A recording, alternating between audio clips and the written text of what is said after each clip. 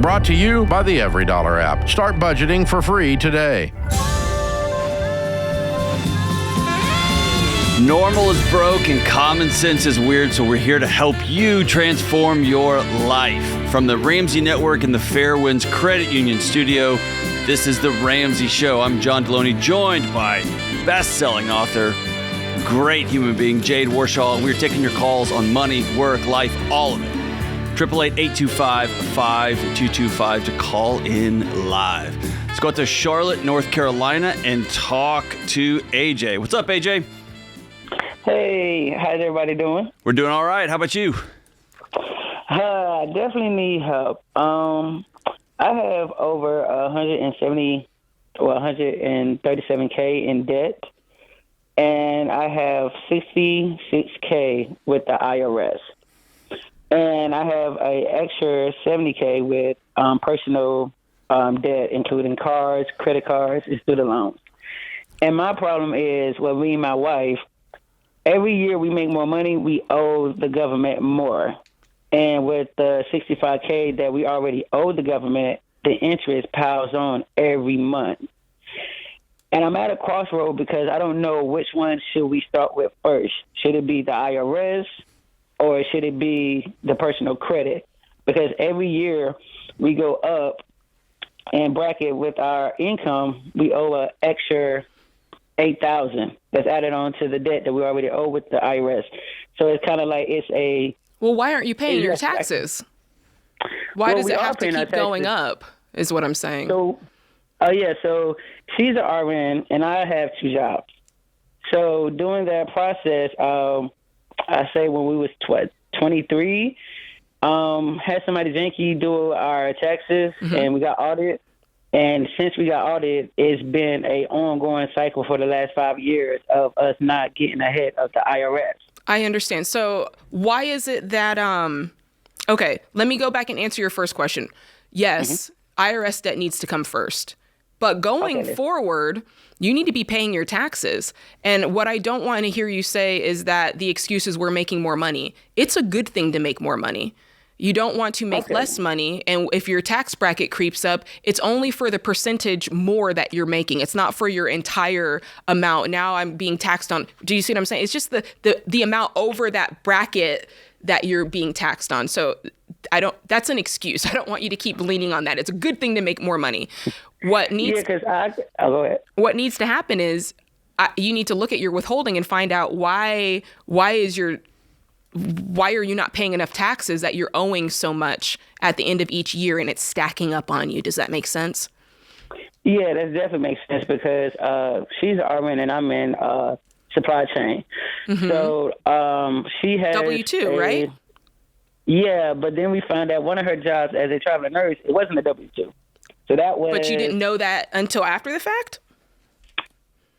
Hey, that's what she told me. That's where we went to. Okay. And I was like, what? 1 year, we owe 15K. Yeah. And like I said, and we pay every year, and we wait till October, and then it's just like, when we file again, that same $8,000 we just paid, all right, is going back to this year.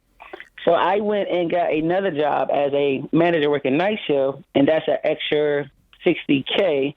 And now they put us over 220. And now we both like, we don't have no dependents. It's just like, how can we get off the IRS train? Yeah. So let me go back and say it again. Making more money is not the problem. Making more money, if you're making $220,000 a year, married filing jointly, great. Woohoo. Like, that's You're great. Rich, brother. You're rich. Okay? Thank you. You're rich. The problem is, yes, you got into some hot water in the past. If she was working as a traveling nurse, she was probably bringing in some nice cash and you weren't paying taxes.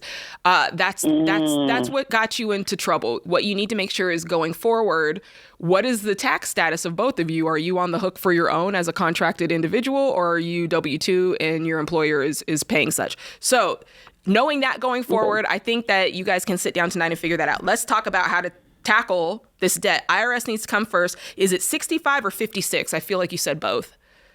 No, so it is 65,296.58 cents right now, and every month, the interest go up. Right. So let's pay fast enough to where you're paying more towards the actual amount. And I want to know, have you sat down and made some sort of a payment plan with them, or are you just fighting for your life? We made a payment plan with them. We don't own a house. So like I said, it's just pretty much our W-2s. And we pay $1,100 a month to them. Okay. You need to, at $220,000 a year. Triple that. Yes. Quadruple that.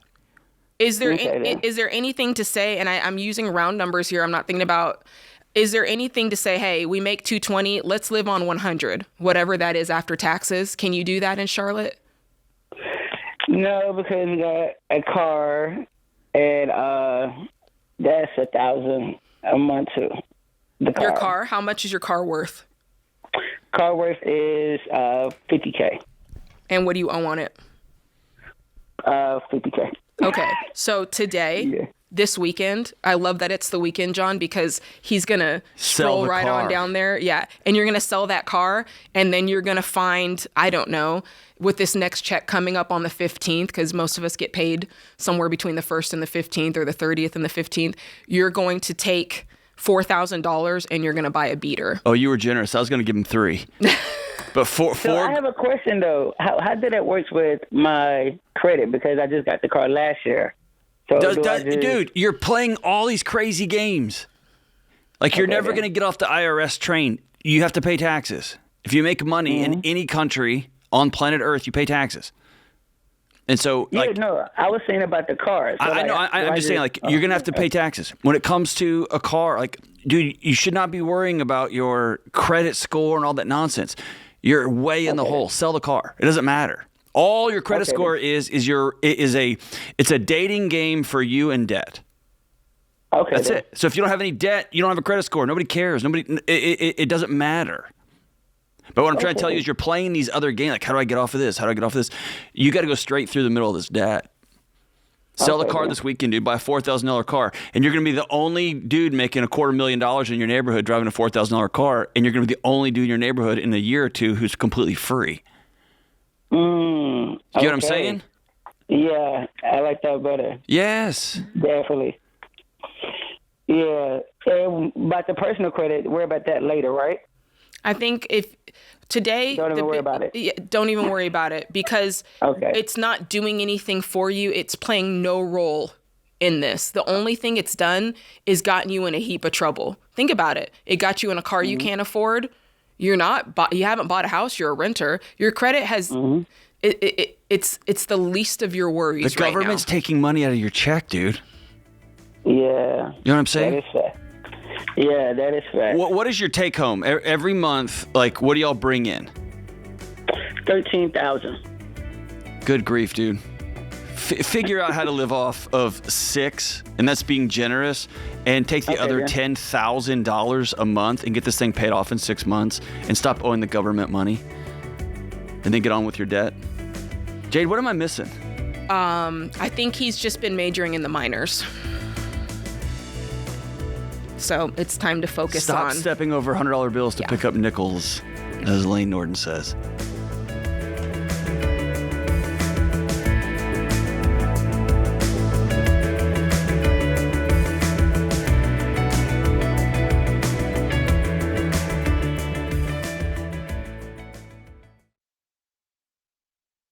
If you missed open enrollment, don't panic.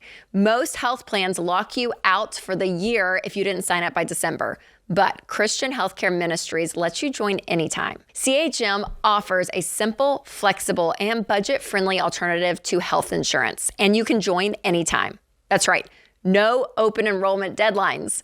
CHM is perfect if you're self-employed, starting a business, or in between jobs, because it gives you options without those out-of-control COBRA costs. And CHM isn't insurance. It's a community of believers coming together to share medical bills and pray for one another. That's real peace of mind.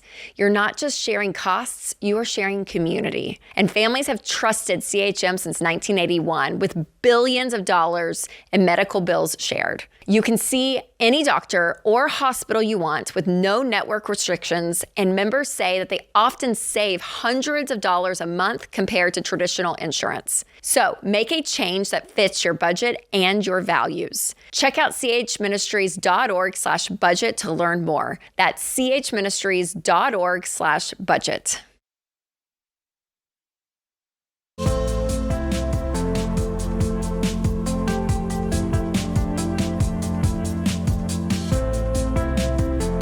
All right, let's go to Virginia Beach and talk to Renee. Hey, Renee, what's going on? Hi, how are you? Doing great. What's going on? So I recently filed for Chapter 7 bankruptcy, and in the process, my car was repossessed.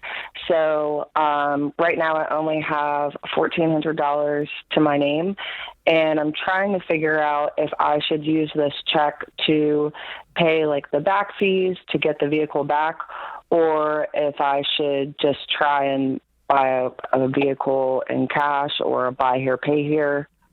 Oh boy, I'm sorry that you're going through that. So when they took the vehicle, have they already sold it? Is there already a deficit for it, or what have they told you about it? The vehicle right now is still on hold, so I'm still able to get it reinstated, but it would eat up that entire cash amount that I have. Okay. Is it just you? Do you have kids? Tell me more about your living situation.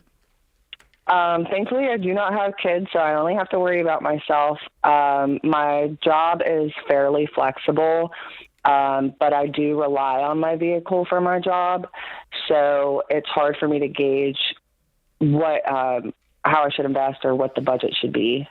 Okay. What do you make? What is your monthly budget? I make about $3,000 a month. Okay, so you need the vehicle, and it's going to cost, what's the exact amount that it's going to cost to get it back? Roughly $1,400. So it's everything, yeah.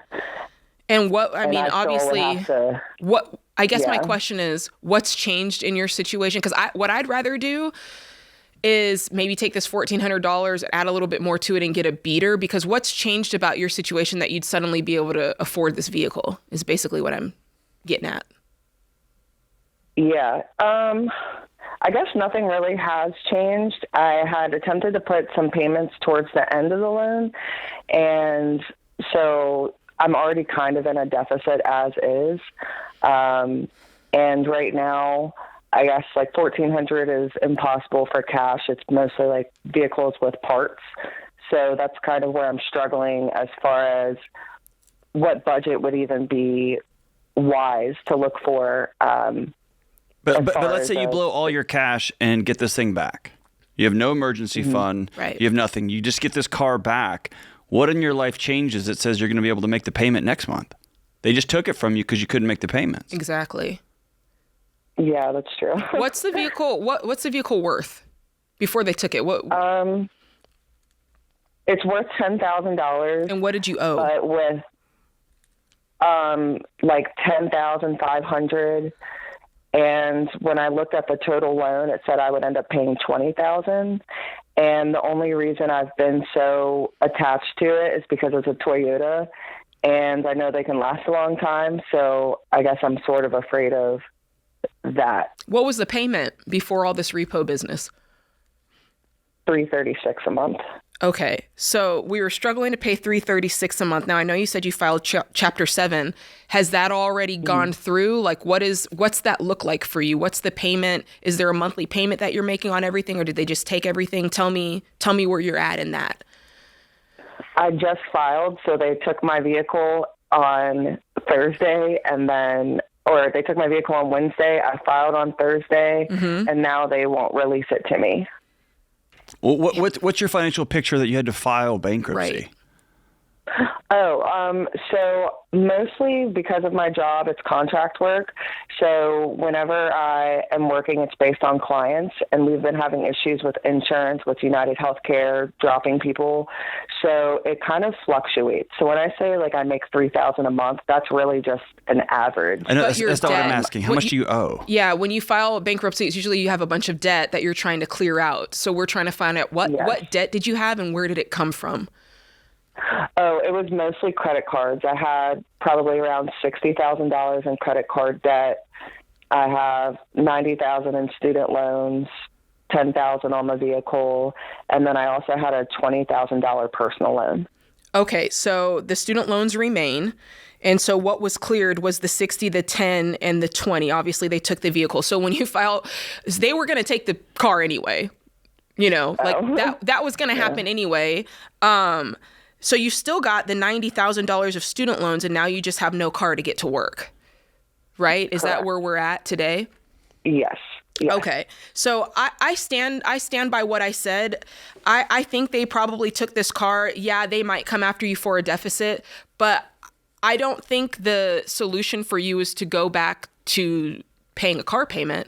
I think the solution for you is to go, all right, I've got $3,000 that I make a month. I've got to work like a crazy person, even if I need to take the bus for now, and I need to stack up like $4,000. I've got $14,000. Let me see if I can double that. Yeah. $1,400. I'm sorry. Let me see if I can double that very quickly. There are $3,000 beaters out there. Just so you know, the car that I drive, it's a Cadillac SRX. It's a 2013. It's worth $1,500. I've just had it for a really long time. If I sold it today, whoever bought it would be getting a steal.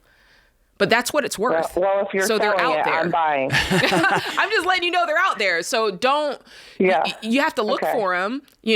But like a private dealer, probably? Yes, private sale. Facebook Marketplace. Go to a church, say, hey, is there anybody here selling a car? I'm in a bad jam. I mean, I got $3,000. Who can sell me their car, right? And I think, look for a Toyota, look for a Nissan, look for a Honda. Don't get a HHR. And hey, what? Yeah, or a square Kia with one button that goes, just plays house music. Hey, okay, so what do you do for a living? I'm a mental health professional, so I work with the youth. They're in home, and I help them before they go into like a facility or foster care, something like that. Are you licensed? And then I also... Do you have an LPC or an LMFT or something? I'm working towards that. No, right now I just have a QMHP, but I'm getting my master's in order to be in a practice. Okay, so you're continuing to add to this $90,000 student loan debt? Unfortunately, yes. Okay. Here's essentially what you've done with the bankruptcy. You've never turned the faucet off. And so the faucet that buried you up to your eyeballs in debt that you called and you filed bankruptcy for, they came with a big bucket and took some of that water out, but that faucet is still going full blast. Yeah. And you're going to find yourself in this exact same situation. And if you are able to navigate that system, which is a nightmare, helping those kids out, what that means is you have skills that a local school district would want. Even if you had to go be a teacher on an emergency certification, if you had to go help out at as a part-time social worker, here's what I'm trying to tell you. You can't just sit there and say, well, they're taking my jobs away, and I guess I'm just going to live in la-la land. You've got to start taking your skill set and start hitting the streets, trying to find places where you can work. And you've got too much value to add. Can I tell you my long-term goal? Here's the thing, and I say this with all due respect, it doesn't matter what your long-term goal is right now, because you're like trying to explain to me and Jade what your beach house is going to look like, and your boat sank out from underneath you in the middle of the ocean. You got to swim to shore first. Yeah. Right? Yeah. Well, I plan to move to a different location to get more clients in June, so that's kind of why I'm like... That's great, but even if you max out your earning potential, what is the max on your job? 50 grand, 60 grand? Yeah, that's true. And you're going to owe 125 when you're all said and done? Like schedules, yeah. I mean, I definitely need more income. You've set yourself up with a vicious math problem. And your heart is too good and your skill set is too necessary for you to chain yourself to this and then go out in the world and say, hey, I'm here to help. You get what I'm saying? Mm-hmm. Mm-hmm. And so I think all your future dreams, your clients that you're serving now and in the future, everybody is served if you just hit pause for a second and clean up the mess that the big hole you've dug yourself. You get what I'm saying? Yeah, absolutely. And you're worth that. It'll be real, real, real, real hard. Jade, people get like a picture of what they want their life to be, and it's like, I'm going to do anything I can do to get there. Yeah. And man, on the way, you can find yourself in a real mess. Yeah. She can get out of this mess, though. I believe you can. You've just got to start doing different things if you want different results. You got to stop borrowing money.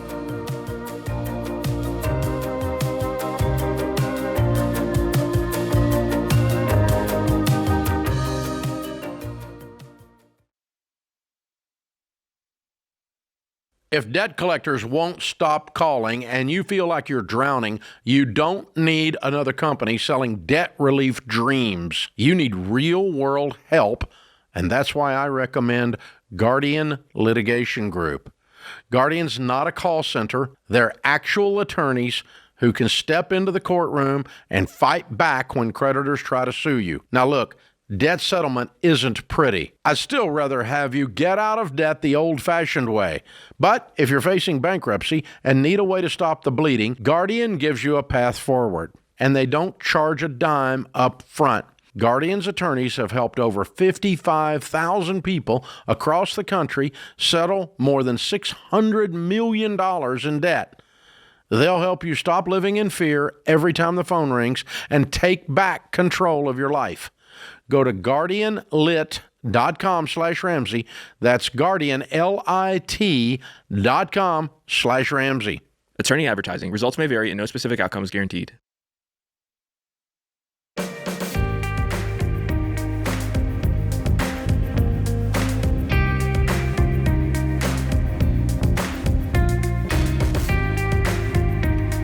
Sacramento, California. Let's talk to Amanda. Hey, Amanda, what's going on? Hey, thank you for taking my call. How are you guys doing? We are freezing here in Nashville, but other than that, we're doing all right. What's going on with you? Good. Me and my partner are getting married in September. Okay. And congratulations. Thank you. We've both been on baby step 2 since November, but we have no fund for our wedding, and we want to cash flow our wedding. So I just, want some advice on what the best approach would be moving forward. Cool. I'm excited for you guys. So the wedding's in September. You'll kind of have to do a couple of things at once. I think the first point is figuring out what's a fair amount of money to spend in ratio to the debt that you have. So kind of making a realistic number. How much debt do you guys have combined? Combined, we have $100,000. Okay. And then what's your income combined?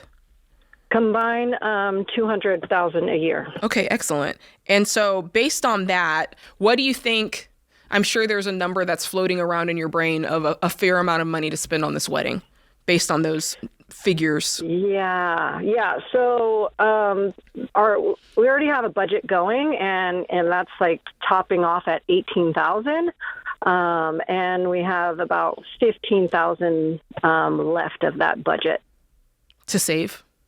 To save, yes. So you've saved $3,000. You have $15,000 to go? Well, the $3,000 we have are the down payments on the wedding venue and the caterer. Okay. I for one think that's a fair budget if you're committed to paying cash, because I feel like by doing that, you may still also be able to make some individual headway on your individual debts. Yes, that's what I'm hoping. Yeah. This is going to sound strange, Amanda, but I want to applaud you for that budget.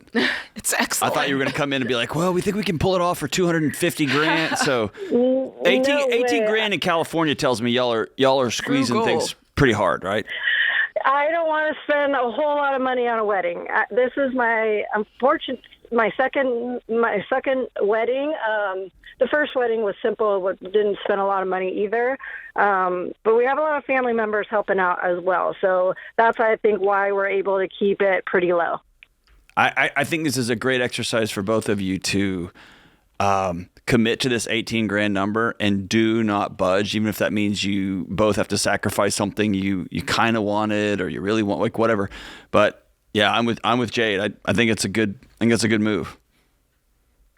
Okay, so just continue to follow the plan while saving some money each month to cash flow the rest of the funds throughout the next 9 months. Yeah, I mean, as much as you can get ahead, part of planning the wedding is understanding what you've got to have, for deposits and have ahead of time. So as much as you can get ahead of that, and not feel like you're behind the 8 ball. I think that's really good. So maybe sitting down with your husband and kind of plotting out from now until September what each month is going to look like, what each of you is going to contribute.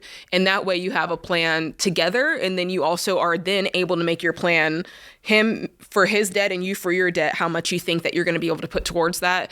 And I mean, it's going to be a little bit, it's not going to be perfect, but at least you kind of have a sketch of what that's going to look like. Jade, I have a question for you. Would it make sense for there to be a single account here that money gets put into, or I'm going to come up with $9,000 and you come up with $9,000-ish? I think, yeah, if you wanted to set up a fund, an account somewhere that's kind of like Switzerland, and you put all the monies in there and then everybody can see it and there's full transparency, I think that's good. And then each of you is responsible for certain tasks. Like maybe you're like handling all the food and beverage, and maybe he's handling maybe he's handling nothing. Maybe he just puts his money in the account. That's fine. I like that idea. I'm glad you have that perspective. My bias is so skewed because the only people who call me are when they've put all the money in the account and then they break up 3 weeks before the wedding and they don't know what to do. And so I know that's not the vast majority, but so my bias is so skewed. So I think it's a good perspective. Yeah,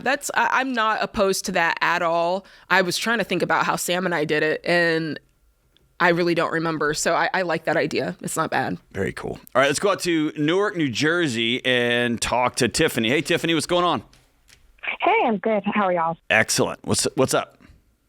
So I just finished baby step 3. I work in the film industry, and my income has decreased due to changes in the industry over the past 3 to 5 years. Mm-hmm. So I went from making about $80K a year to now I make about $52K. Yikes. So bring home like $3,200. I feel like I've hit a ceiling in my career, and so I'm preparing to get my MBA to gain more opportunity, but I still want to stay in my field. But I also am not planning to take out student loans. I'm looking at the scholarship route. So my question is, should I pause baby step 4 and stockpile cash to live on, or should I try to start a side business? That's another thing I've been considering to pay my bills while I'm in grad school. The first question is, how long have you been working in the industry? 6 years. Okay, so what is an MBA going to give you that you seeing multiple businesses run all at the same time, all like film industry, there's so many different businesses happening all at the same time. I would think you have a grasp on the quote unquote business world that very few people have. What would an MBA get you that you don't already have? More opportunity, specifically in the world of producing on a studio level. And that's where a lot more of the money tends to come from. And a lot of people who I've kind of talked to who have gone that track, that's been a huge recommendation, is to get my MBA. Okay, so my second question would be, can you not get your MBA and still continue to work at the same time? That's the thing. A lot of the scholarships that I'm looking into, you have to be a full-time student. So it's not, I guess it's not impossible, but it would be a lot harder, where I'm not sure how successful I would be if I was still, if I was able to focus full-time on the program. And it's 2 years? One program I'm looking at is 2, another one is 3. Okay, so even if you get a full ride, I want you to also calculate in the lost $52,000 per year. Okay. So it's going to cost you the tuition and your in the college world, room and board, right? Like you're going to still have to live, you're still going to have to eat, right? And buy a computer and all that kind of stuff. But you're also going to have the missed opportunity of $104,000 in income over 2 years. Yeah. And so just when you're calculating out the ROI on what you think this is going to do for you and what you think, like you're watching the film industry dissolve underneath you, as everyone is across the country, is getting into production, putting all your eggs in that basket to the tune of $104,000 minus 2 years in the workforce to then circle back. Is that a good ROI downstream? That sounds really tenuous to me. I just have and I may be totally wrong, Tiffany, but I have a very hard time believing that an MBA in a classroom is going to be better than on-the-job experience. Am I wrong?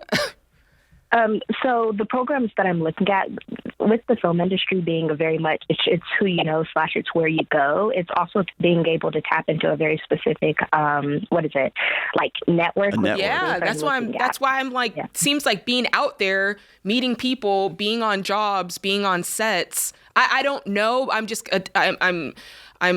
likening it to the music business. I would think that that's far more valuable than being in a classroom being taught concepts.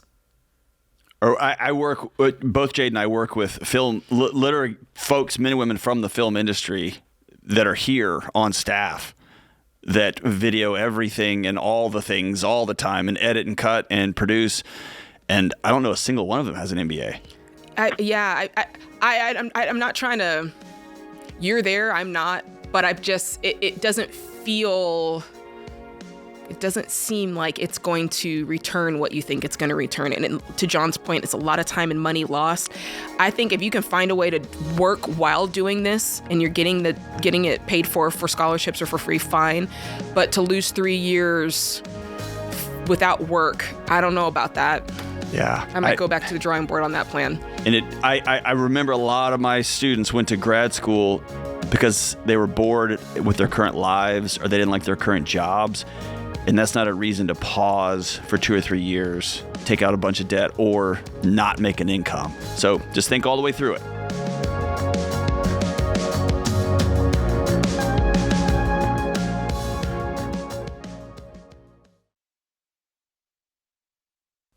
Hey, what's up? This is Dr. John Delony from my friends at Mama Bear Legal Forms. I spend a lot of time talking with people about anxiety, relationship challenges, and all kinds of other things that keep people up at night. One thing I'm always telling everybody is that peace does not come from avoiding hard things. Peace comes from facing hard things and directly walking through them. One of the hard things we all face is our own mortality. And if you've got kids or people you love, creating a will is one of the most important things you can give them. I'm such a big fan of Mama Bear. When I moved from Texas to Tennessee, one of the first things I did was set up my will through Mama Bear so that my family was protected in my new state. Mama Bear will help you make a clear, legally valid will in about 20 minutes. They provide step-by-step guidance that makes getting a will simple.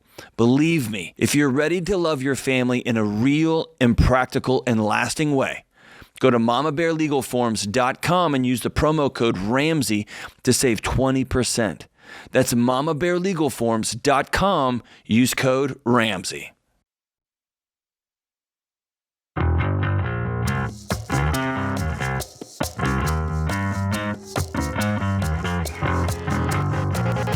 You asked and we listened. The Live Like No One Else cruise is back by popular demand, and currently Nashville's covered up in ice right now, and I would love to be out on a boat where it's warm. This is your moment to celebrate your debt freedom with Dave and the Ramsey personalities in the Western Caribbean. Share your story with Dave, swap jokes with George, sing karaoke with Jade, and play pickleball with Ken and more. If you're on Baby Step 4 or higher, join us March 14th, the 21st, 2027. Save up to $300 this week only when you book by February 1st. Cabins are limited. Lock in your spot with a $600 deposit. Click the link in the show notes or go to RamseySolutions.com/events to learn more. Let's go out to H-Town and talk to John. Hey, John, what's up, brother? Hey, y'all. So I am on baby step 1, maybe 2.5. I am $79,000 in debt at 26. I got fired in March of 2025 from my job. I've been living purely on my VA income, which is about $3,000 a month at this point, and I'm still a certified paramedic. I'm going back to school with the VA once again, and I just really feel like I'm behind on life at this point and really don't know where to turn with as much debt as I'm in. Well, dude, I'm glad you called, man. How old are you? 26. 26. You got laid off in March. How come you haven't gone back to work? I have been struggling to find jobs that can work with my schedule as a student. My job that I got fired from worked pretty well with my school schedule, and it really didn't conflict much. And being a paramedic, the only jobs I can really find are with fire departments or private ambulance companies that have pretty oddball schedules that don't really work with school. I have a few interviews with hospitals that are hiring paramedics here in Houston, but I haven't really found much success with getting past an interview. What are you going to school for? I'm going to school for finance, ironically enough. Okay. When are you finished? I'll be finished in October of 2029. Not October, December of 2029. Oh, so you're just getting started. Yeah. Can I? So anytime I feel squashed or I feel stuck between an either or decision, one of the things, it's just a practice I run myself through, and my wife and I do it, is we just dump a bunch of variables on the table just to remind ourselves we're not trapped. Okay. Because you've trapped yourself. Yeah. You've trapped yourself into, this is the only kind of job and has to have this kind of schedule, and I have to get this degree in this area right now. And I kind of am locked into where I go to school because I'm on VRE as a disabled veteran, so they determine my schooling and everything like that because they consider it vocational rehab, and that's the other side of it. But you can't pause for a year and get your feet underneath you financially?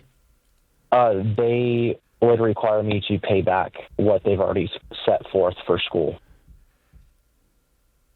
All right, then if that's the case, then you're going to have to pause looking for paramedic jobs, especially since that's not what you're going to school for. And you're going to have to look at becoming a teller at a local bank, learning finance from the floors, like sweeping the floors on up. You're going to have to let that dream go for a season. Because here's my concern. I can hear it in your voice. This is less, and Jay's going to walk you through the money part of this, but you've stopped believing in yourself. Yeah. And that's like getting up and going and contributing to a thing is way more important than making sure it's in the field that you want, or you happen to have a certification because of your military, all that kind of stuff. Brother, you need to get up where people see you and they're like glad that you're there. Yeah. Right? Especially if you were telling me you're going to go to nursing school or you're going to do something like that, would make sense that you're trying to get a job in a hospital.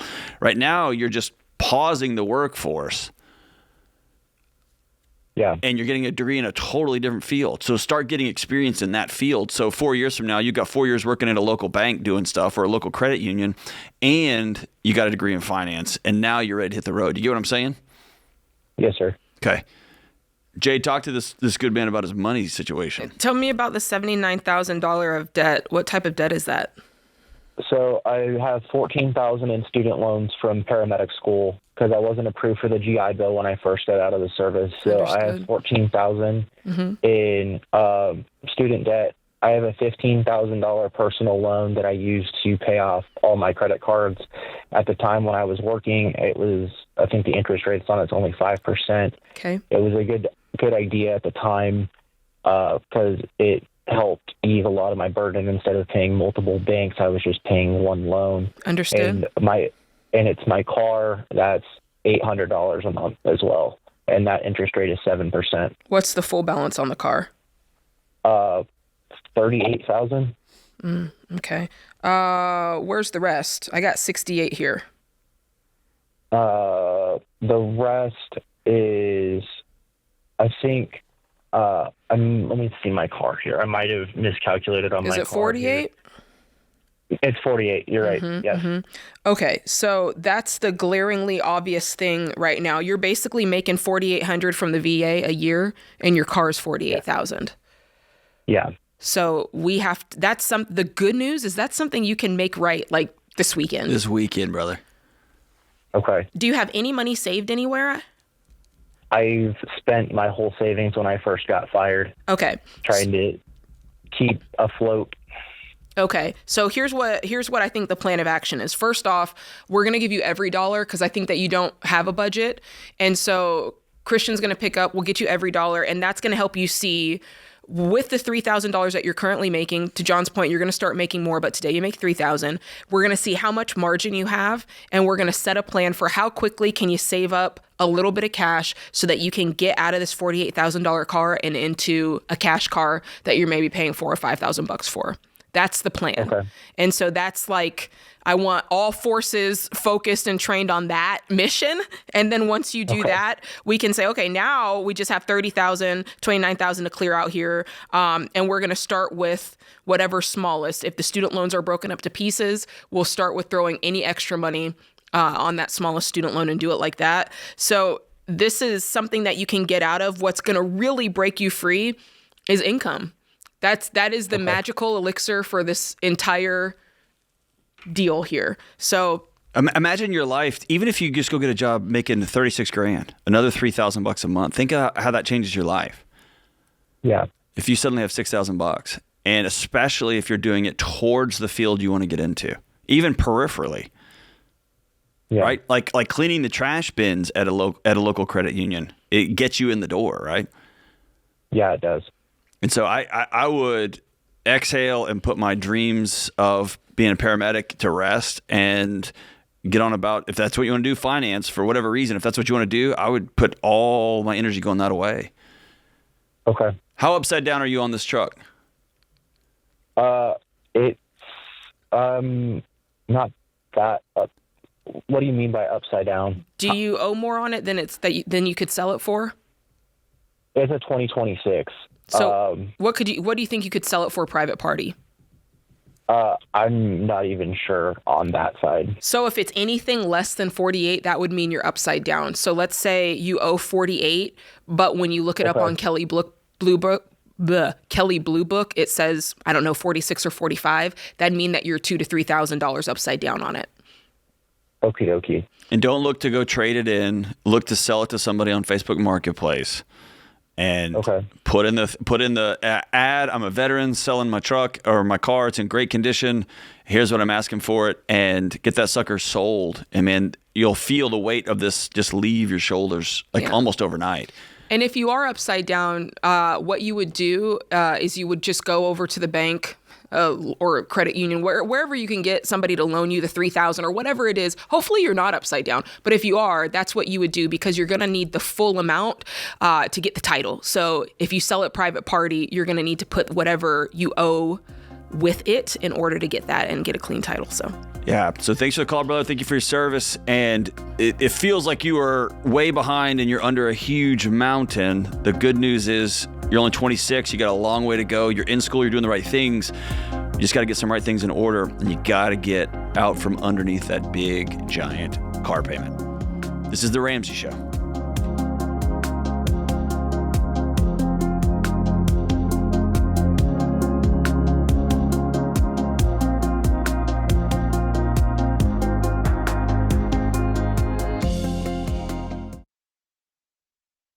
Everyone is at risk of identity theft. I don't care if you're a hermit living off the grid, listening to the show on a battery-powered radio. All of your data collected by every company you've ever done business with lives online.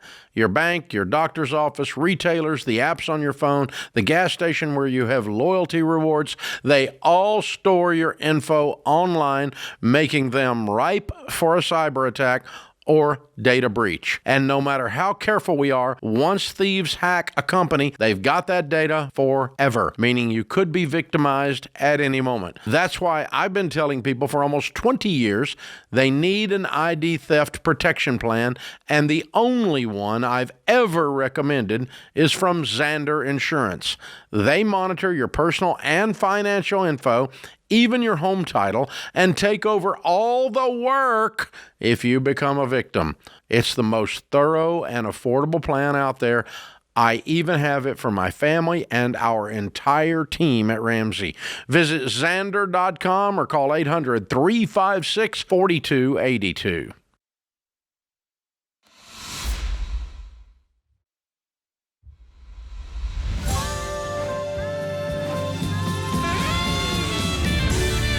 Welcome back to The Ramsey Show in the Fairwinds Credit Union studio. I'm John Delony, joined by best-selling author and wonderful human being Jade Warshaw, taking your calls on money, life, your relationships, whatever you got going on, your work, all of it. 888-825-5225. Let's go out to Phoenix, Arizona, and talk to Shelby. Hey, Shelby, what's going on? Hi, how's it going? We're doing great. How about you?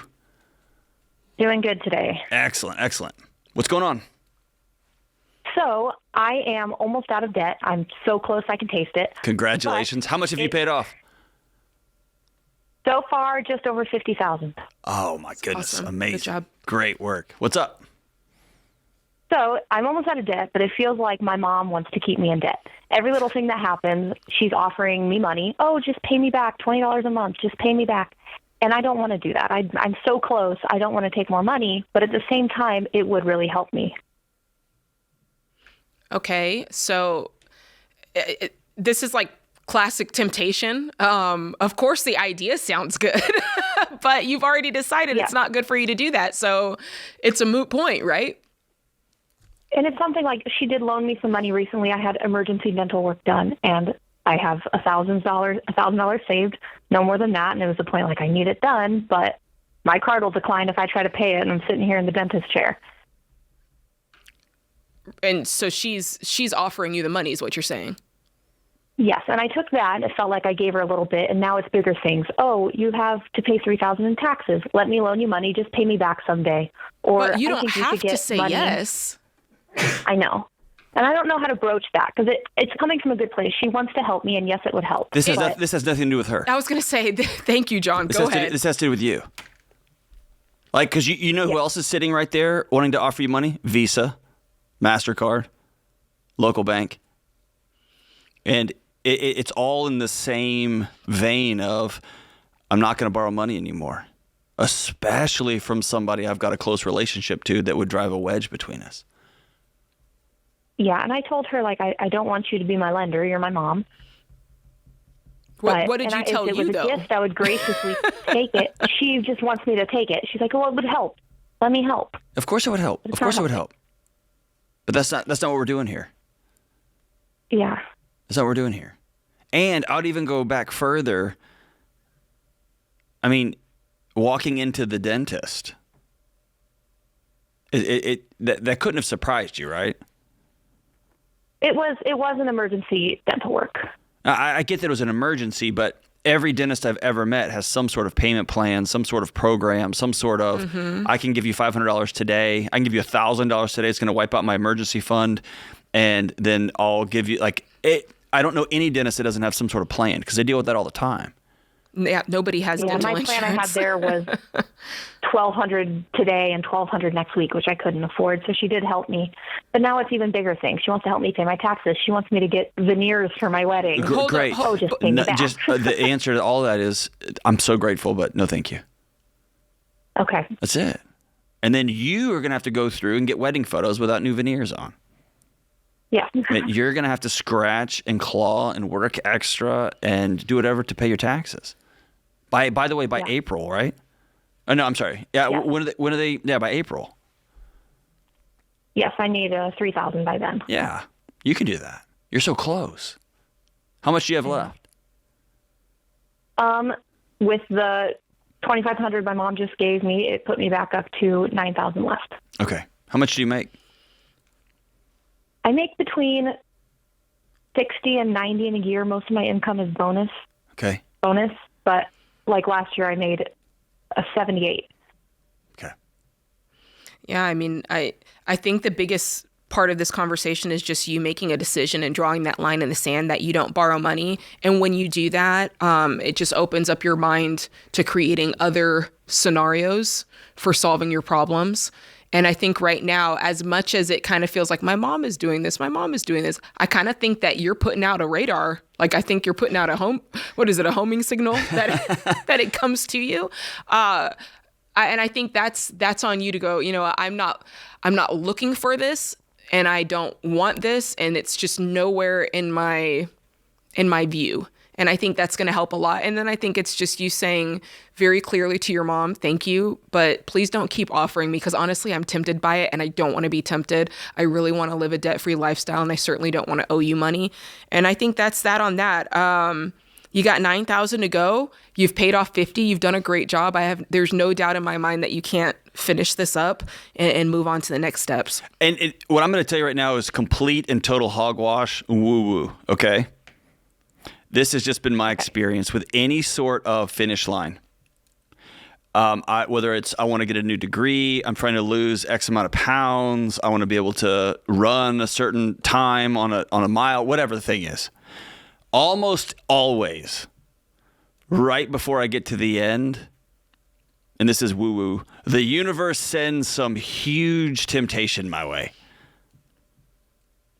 And I've just come to look at it as I'm being tested. Am I really who I say I am? Right? Yes. And you're so close to the end, and it just feels like there's a huge, like you're so close. You've worked so hard. You've busted your butt to pay off $50,000, and now the temptation is like, are you really all in on this deal? And I can imagine after $50,000 making 75. You've been doing this a while, haven't you? I actually started going crazy at my loans back in this last April. Okay. So my guess is you're tired now and you're bored of this. Oh, yeah. Yes. I make too much money to feel like I have no money. Okay. Just keep going. Keep going. Yes. Keep going through the boring, keep going through the tired, keep going through the inconvenience. You're so close. You're almost there. Making $75,000. When are you going to be done with this thing? 3 months? I hope so. Will you commit to Jade and I that you'll be done? Left out of the 5 loans. Do what? I only have 2 of the 5 loans left, so I'm almost. It's there. Oh man. What's your margin every month? What are you putting towards this every month? So where I am in the snowball right now is 510. That's like all my paid off minimums and the new minimums, and I'm throwing maybe another $700-800 towards it a month. $700-800. What's your take home every month? Ends up being about $4,000 to $5,000. Plus, every other paycheck, I get a bonus anywhere between $0 and $2,000. Every other check, you get a $2,000 bonus. So wouldn't this go a little bit faster? It feels like it. I had a lot of moving costs that put a halt in it, and my last 2 bonuses have been $0. Okay, understood. So you're feeling a little bit deflated, I think. Yeah. But I think that the last couple of weeks or even the last couple of months are not an accurate snapshot of the intensity that you have been working this. I think you've just had a couple of things that have really made you feel some type of way. I just want to encourage you to keep going. This is going to be gone faster than you think.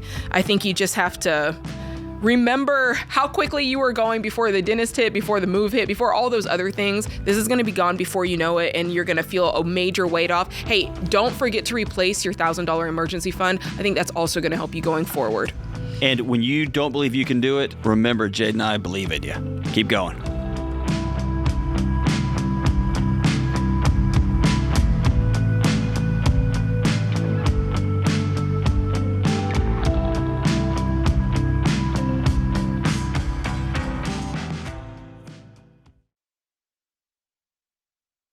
Most people just drift through life with their money. No plan, no budget, stuck on autopilot. But winning with money is intentional. That's why I love Fair Winds Credit Union. They've built tools for people who don't want gimmicks or games. Their Smart Bundle includes a high-yield savings account to help your emergency fund grow, and their Spend Smart checking account won't nickel and dime you to death with fees like other banks. Plus, it comes with the Ramsey Be Weird debit card, which says debt is normal, be weird, right on the front of it. It keeps you connected to your budget, and every time you use it, it's a reminder. You control your money, not the other way around. Fair Winds Credit Union is for people who are serious about taking control of their money. So if you're ready to stop drifting and start building wealth on purpose, open your Smart Bundle today at fairwinds.org/Ramsey. That's fairwinds.org/Ramsey, insured by the NCUA.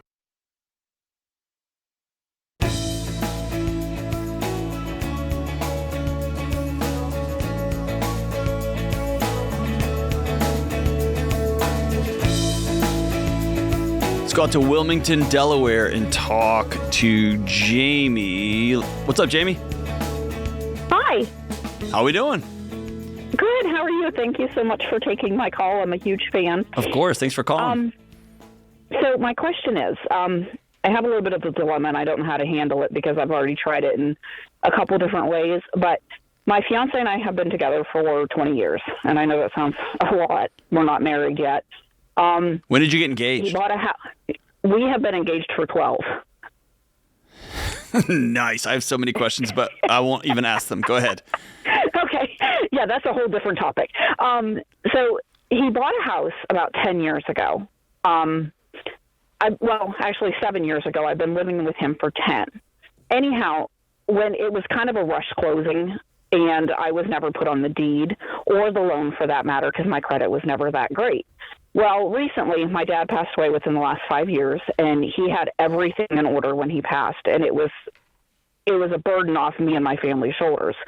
And I'm trying to do the same, for my kids. I know I'm not going to be here forever, but whenever I bring this up to him, like, hey, I think we should put my name on here in case something happens, he either pushes it aside or he kind of comes up with stuff like, your credit's bad, they're going to come and take the house, or we'll get in an argument and, he thinks I'm just after it for the house, and I'm not.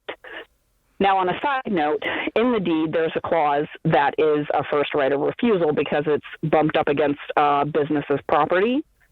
Okay. So if something happens, they would actually get the first right to buy it if it doesn't come to me. Interesting. So he could send it to his family, but his family would turn around and say, okay, well, I'll sell it to you for dirt cheap, but they would have the first right of refusal before I would even get it. And I don't know how to address it because I've always brought it up. And like I said, it just keeps pushing aside, but I would like to have some kind of security in knowing that if anything happens to him, that I would be able to have some place to live. Yeah. What is, okay. Yes. Tell me the finance side of it. Who pays for the house? He pays for the mortgage. Like when I moved in, the deal was he would pay the mortgage and the utilities, and I pay anything extra, groceries, cable, anything like that. And will that be the fact after you get married as well? Yes. And in your mind, do you guys have separate bank accounts? Yes. Okay. So here's what I'm going to say. This is controversial. You're operating separate lives. You're just living in the same house because financially you're separate. You've spent 12 years betrothed and have not committed. Part of me understands he's just going in line with the way everything's always been. You're separate. Mm-hmm. You're not on the mortgage. Therefore you're not on the deed. My money's over here. Your money's over there. I can understand why it is that way. So unless you guys are going to fully commit, and when I say fully, John, this is your space. Yeah, but unless you're going to do that, you're getting the spoils of what you guys have put in place. Yeah. My guess is. I'm sorry. Go ahead. My guess is, and I can be way out to lunch here because every state is so different. My guess is you'd have a common law claim to this. That does not go into play anymore. Okay. Well, here's I never looked into that. I would look into it, but okay. Here is the under the guise of behavior as a language. I think he is telling you loud and clear, this isn't your house. It will never be your house. You can live here, but this is not yours. You're not going to have a claim to it. Stop asking me about it. Right? Yeah. Okay. And there's something powerful about just clearing all of the ice and snow off the sidewalk and standing firm and saying, this is what this sidewalk looks like. So what am I supposed to do? Should I, you save up and find something just in case something happens to him that I would be... you have to ask yourself, is he the father of your children? No, he's not. Okay, how old are your kids? They're all adults. They're 27, 25, and 23. Okay, do you have your own retirement, your own savings? Yes. What does that look like? Well, my retirement is a pension. And then I actually am on baby step 2, so my savings isn't that fantastic right now. But well, it should be $1,000 and you're trying to feverishly pay off debt. Yes. Okay. Yeah, I'm on step 2 and I'm rolling with it, and it feels wonderful right now. So I'm hoping that feeling stays for a long time. This is a gross simplification, and I'm going to say it's going to sound rude. And if we were talking in person, I would take a lot longer before I said this. But we've got to compress time because we're on the radio. Okay. Yes. You've been playing house for 2 decades, and at some point, the play stops. And it feels like you are recognizing, oh, he could go in any day, like all of us could. Yeah. And I'm going to be left with nothing. Yeah. And just to add to that, what you're requesting is a simple piece of paperwork to be added to the deed. Yeah, it's easy. not much. It's not much. It's not at all. And I even asked him too, and I was like, well, if you're so concerned about it, then put one of the kids on it. You know, put one of the kids. I mean, I know they're not his biologically, but I mean, he raised them. I mean, we've been together, like I said, 20 years, and my youngest is 23. But it's not just that, though. It's not just that. He also hasn't married you. Yeah. No. Because am I right? I don't want to overstep, but would you have gotten married way sooner if he would have done it? Well, we were planning on getting married, and that's, like I said, the whole other point is, like, when we got engaged, my oldest was just getting ready to start college, so we did the whole financial aid thing, and it would have really messed up my kids' financial aid. They got a lot of scholarships, they got a lot of grants, because I didn't make a lot. Okay, so I understand. If we would have gotten married, that would have screwed up the kids' financial aid. So you figure, you know, every 2 years, and they were going But to it's school still for been 4 12 years. years. But it's still been 12 years. So, again, I'm not trying to overstep, but that is saying something. Yeah. Behavior is a language. Okay. And so here's the thing. You can't make him do anything. All you can decide is, here is what I'm worth. Here's what I value. And I want to be with people who think I have worth and who value me now and after they're gone. Okay. Okay? Any self-respecting husband, and I'm going to call him that, even though y'all aren't officially married. Y'all been together for 20 years and whatever. Builds an entire ecosystem so that his wife carries on when he's gone. It's a shame that, 70-something% of households don't have a will? It's embarrassing. Yeah. Right? It's a shame that you would possibly consider that when you die, your house is going to go to somebody else, and the old girlfriend's just going to be out on her own. It's so shameful. I'm embarrassed on behalf of men everywhere. Yeah, I mean, and the property's beautiful, you know, and it's just. It doesn't matter if it's a 1-bedroom shack. It's been y'all's, but he's on the piece of paper, and anytime you bring it up, he makes you feel dumb for it. Yeah. Let me say it this way: you're not crazy. You just get to decide what's next. Okay. Okay. And like Jade said, it's a very low stress thing to add you to a deed. Exactly. It just is. But my guess is he has actively kept you off the deed because this is his house that you are living in, that he's paying for, that he's going to pass on to his family. And if that's the case, and you decide to stay with him, great. You need to make other plans with savings, paying off debt, getting yourself set up for the inevitable day when one of you, till death does you all part, right? Or you can say, I'm worth more than this. I just am. And I want to be with somebody who's going to care for me now and sets up a plan for me after I'm gone.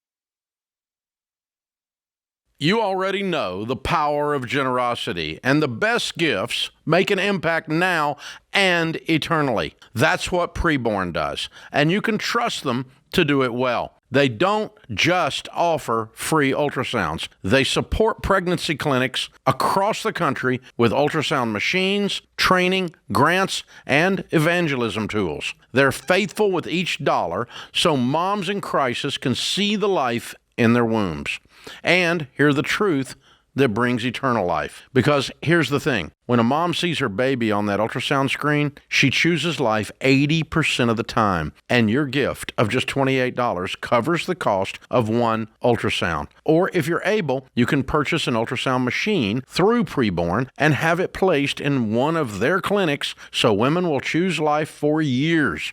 Your donation brings hope and truth when mothers feel alone and fear is loud. So I'm asking you to give to Preborn today, even just $28 to provide one ultrasound. Go to preborn.com/Ramsey or call 855-601-2229 because every baby saved is more than a life preserved. It's a life changed. That's preborn.com/Ramsey.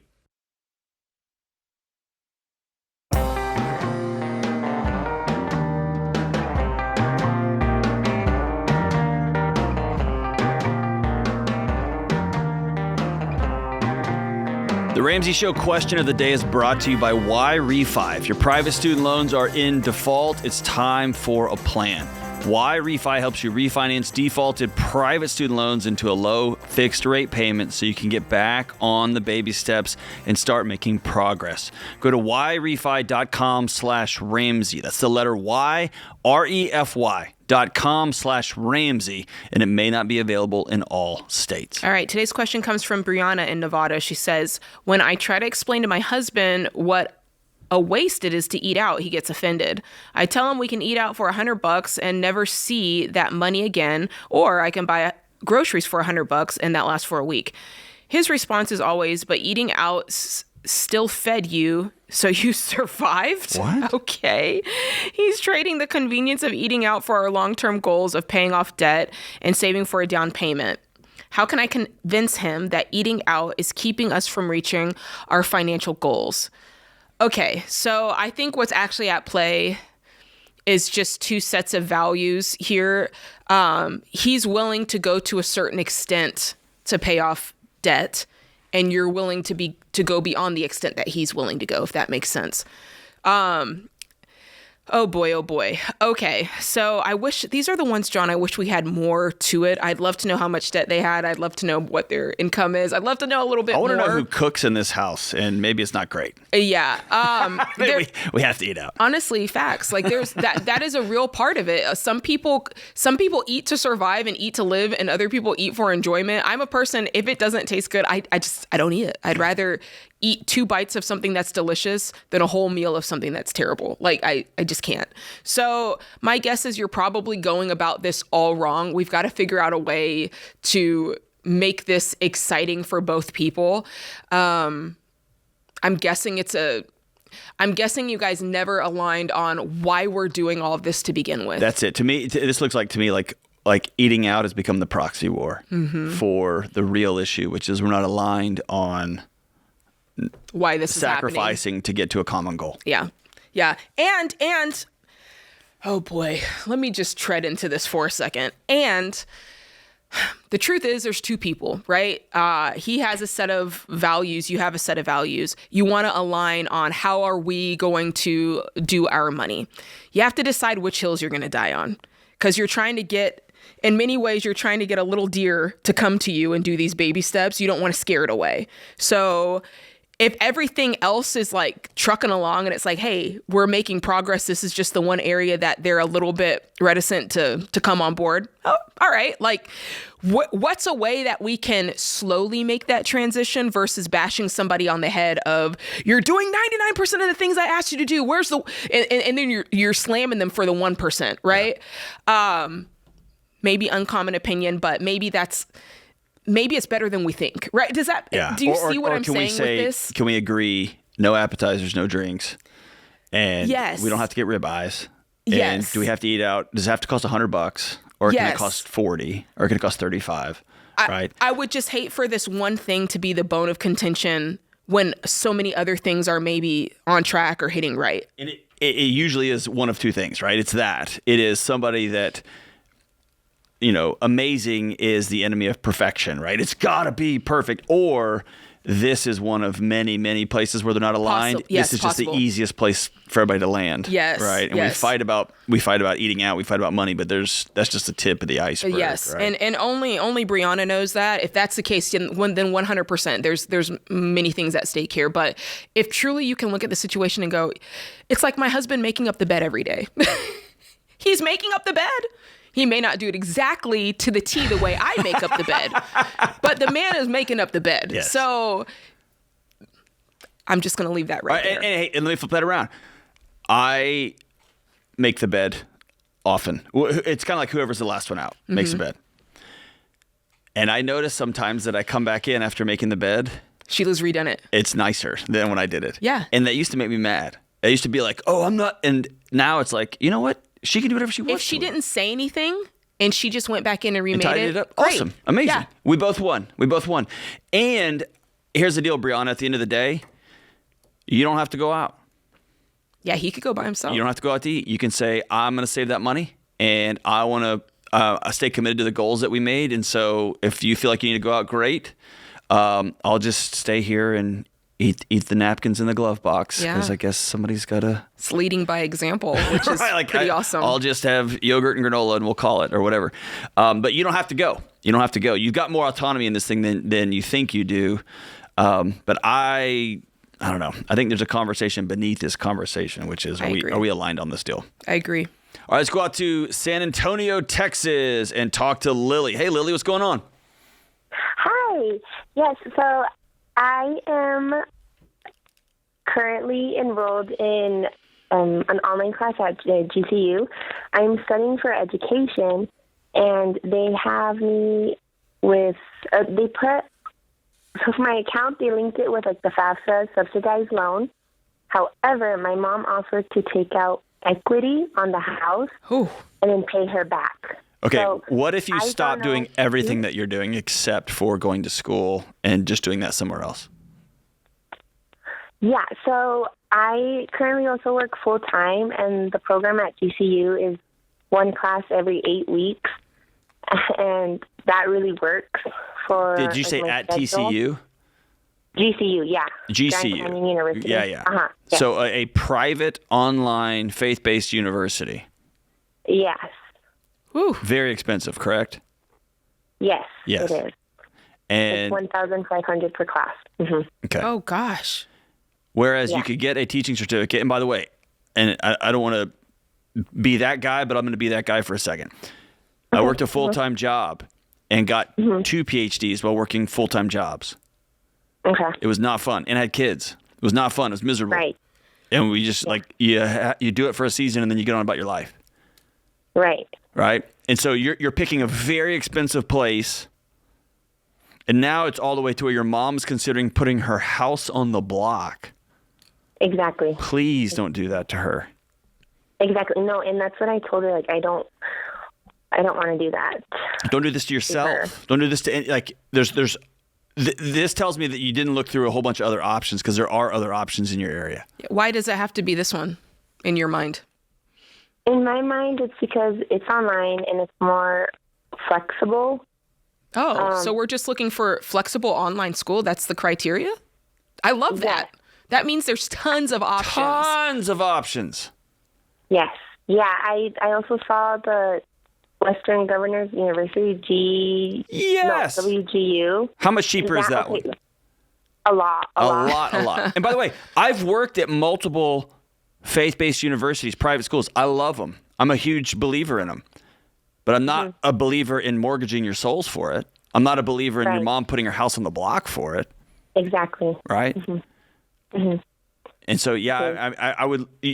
You feel like you've boxed yourself in. So, I mean, that's not why you called, but I want you to be a teacher. We need more great teachers out there. We really, really do. I don't want you to go into debt up to your eyeballs and then, have your mom breathing down you. I just, the whole thing seems like a mess. Exactly. And that's what, that is why I was calling, because I didn't feel comfortable about it. Yeah. And so I didn't hear your original thing. Your FAFSA is linked to who? So, like, I guess the way I did it when I applied to GCU, they linked my account to do the FAFSA subsidized loan. So it was already going to start, because I got some money from the Pell Grant, but then after that money runs out, they were going to start putting it on the loan. Yeah, but I bet the Pell Grant will cover Western governors. Exactly. Yeah. And just quick question, do you guys recommend that one? I recommend, here's what I recommend. Don't borrow money. Yeah, exactly. And if you start with that as a chief principal, it narrows your options. And if you're really, if you really want to, like, you're determined to be a teacher, you'll find a way. And you'll be tired and you'll be exhausted and you'll have to do things that are inconvenient, whatever, but you'll get out and you won't owe anybody anything. So that's what we recommend. But check out other options if that's your criteria, because there's many out there.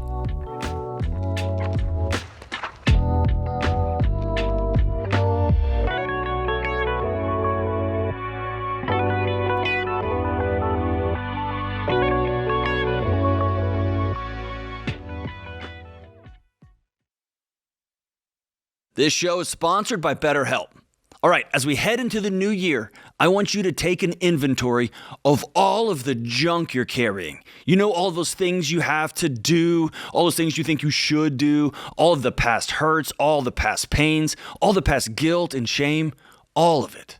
When the world feels heavy, it's important to look in the mirror and consider, maybe for the first time, setting down that old weight and choosing not to carry it forward into 2026.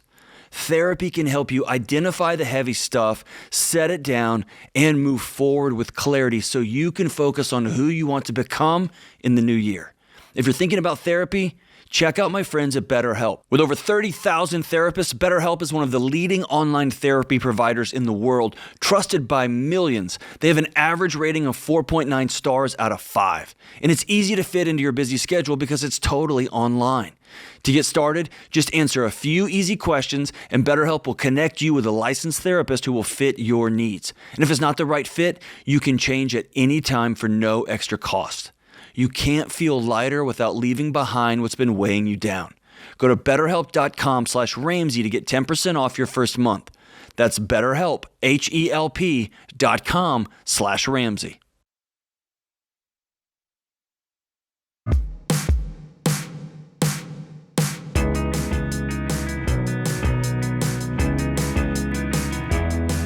Buying or selling your home is a really big deal, and you want an expert in your corner fighting for you to find the best deal for the right price. The Ramsey Trusted Program is the only way to find a top agent you can trust who will help make your home a blessing, not a burden. It's easy. Just compare agent profiles, interview them, and choose the right one for you.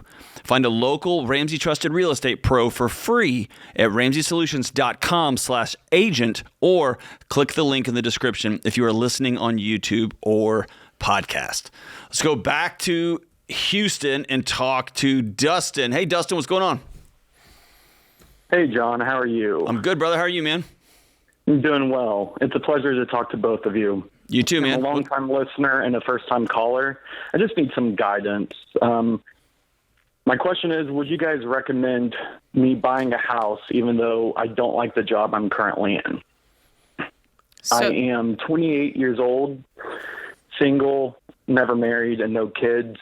I have a good down payment of about $93,000, various stock options of about $13,000, $44,000 in an IRA, $18,000 of 3 to 6 months of emergency fund, and $35,000 in 401k. As you guys can tell, I have been saving money for years at this point, and I'm just in a job that I'm not really passionate about, and I need your guidance, please. I mean, if you think that there's going to be the opportunity for you to move cities here coming up in the next 3 to 5 years, yeah, I might not put down roots just yet. What do you think the horizon would be for you moving jobs?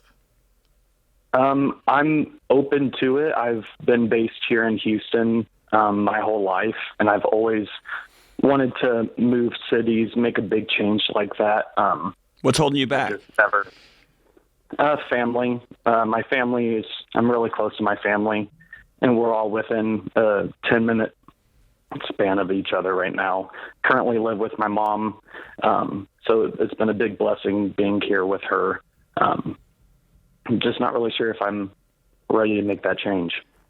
It doesn't sound like you're at a place to buy a house yet. And I always have just an internal hesitation anytime somebody says, quote unquote, they're not following their passion. Unpack that for me a little bit. Do you hate your job? It's a job. I'm not passionate about it. Okay. What have you created outside of work that makes you feel alive, that brings you joy, hobbies, friends? Hobbies, honestly, this investing, as you can tell, I love investing. I love talking to friends about it. It's something I'm truly passionate about.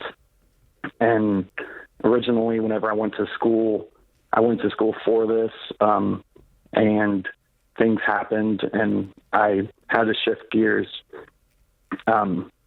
Just not really sure Here's where I'd rather you spend energy, and Jay, I'd love to hear your thoughts on this because you've made similar changes like I have. I would prefer. Here's the thing: any path you take is going to be challenging. Staying at home, challenging. Buying a house in Houston, staying in a great job that you just don't. I mean, it's just a job, and trading on the side because it lights you up, and hanging out with dudes who like to trade, and y'all like talk about that. Like that'll be challenging too. Packing up and moving to New Jersey, you're going to go with you, right? Or whatever city you end up in. And just for an adventure, you'll go with you. So your same concerns and insecurities, all stuff will go with you. That's going to be a challenge. And so you've paralyzed yourself with, I don't know about this, I don't know about that, I don't know about that. I'm interested in you backing all the way out and asking yourself the old Mary Oliver quote, what am I going to do with my one reckless, tiny little life? Like, who do I want to be? What do I think is fun? What do I think is adventurous? You've set yourself up financially pretty amazingly. And if staying with your family is most important, cool, that's going to come at a cost. And if going on adventure is most important, that's going to come at a cost. And if safety and security, like with your job, even though you're not like wildly in love with it, that's going to come at a cost. Quitting this and going all in on a new career, that will come at a cost. So all your paths are going to come at a cost. It's just you choosing which one do you want to do. You're not attached to anything else. Yeah. I mean, when I listened to what you said, it's kind of, to me, obviously there's no wrong choice here, but the obvious is the life you have, you've been doing that. Like you've tried it. So there's no unknown there. Why not do the thing that's the unknown so you can get some research on that? Yeah. Right? If you stay where you are, you learn nothing new. But if you actually go try the things that you're thinking of, maybe I do want a different job. Maybe I do want to change the scenery. Go actually try it because Texas will be waiting for you if you ever want to go back. Absolutely. What do you do for a job now? I currently work in oil and gas. Okay. Last I checked, that's not going anywhere, right? No, sir. And you're pretty good at it? I believe so. Okay. So finding a place, especially back in Houston, which is one of the oil and gas meccas, wouldn't be super difficult. It might be hard to come right back in with your stock options and same salary and all that, but you'd find your way back because you're good at what you do. Yes. Fair? Yes, sir. It sounds to me, brother, like you've set yourself up for just a moment as this to either take a risk, like Jade says. You know the life. I love that. Like you know. You already know this. You know this life, and if it's more than not bringing you the life that you want to have, cool. Or you set yourself up financially to really jump off the bridge and see if you can fly. And if you hate it, great. We'll be back in 6 months. We'll be back in a year. We'll be back in 2 years. Jade, one thing I hear a lot is people think if I take this job or if I move to this city, it just feels like forever, right? And there's some freedom in realizing, no, it doesn't have to be forever. I mean, specifically in his case, he's single. He's completely unattached. there's nothing keeping him. If he goes to New Jersey and hates it, there's nothing from keeping him from saying, well, let me try Montana. All right, I hate that. Let me go to Utah, right? Yeah. Now, it's different when you are up and moving a family of 4 right, and everybody's dependent. Like, obviously, there's things that can create more stakes there. But for a guy like this, he's 28. His family will be there. You know what I mean? Listen, you got all the time in the world. The world is your oyster. Yeah. I would go try it. In your case, why leave anything on the table? When we used to play basketball back in the day, they'd say, leave it all on the court. Yeah. And it's the same thing. Like, don't be looking back thinking, man, I wonder what it would have been like if I had just fill in the blank. And normally we take this call from folks who are $100,000 in debt, who've got kids, got other responsibilities. And we're like, whoa, slow down. Man, you've done the exact opposite, Dustin. You've built yourself a great diving board platform to jump off from. So, yeah, I final answer. I say go. Yeah, go. Go do something wild and set a deadline on it, and always feel free to come back. Jade, what's a big leap you've taken? Coming here. Yeah, me too. Yeah, I mean, all of my career choices have been a leap, but this is the most recent one. Yeah, it was a leap for us to pack up from all of our friends and family and move across the country, and then it was an even crazier leap to leave everything I knew to come to this madhouse. I think the hardest thing, it might be different for people, but I think the community aspect, like what he said, my family's here, my friends are here. I think that's the hard thing because it takes time to build those things. You can go to a job and have a salary and have a check a month later, right? You can put money down on a house and have that instantly. But the things that really make life and make you are the people in the relationships. Yep. And those are things that take a lot of time. And so the risk is greater because it takes time to see, okay, if I put in, am I going to get the reward after however many years? Maybe you will, maybe you won't. Right. Well, and my wife, if I could go back 7 years ago when we moved to Nashville, or 8 years ago now, that's what I would tell myself. My wife immediately plugged in with a gang, and it's been amazing. And I've been here 8 years, and I'm just now settling into, hey, the power's been off for 5 days. I got some guys I can call, right? Yeah. And so when you pack up and move and you leave family, you leave friends, you have to be highly intentional about saying, not only do I have to get a job, and not only do I have to turn the internet and the power on, I got to get a gang.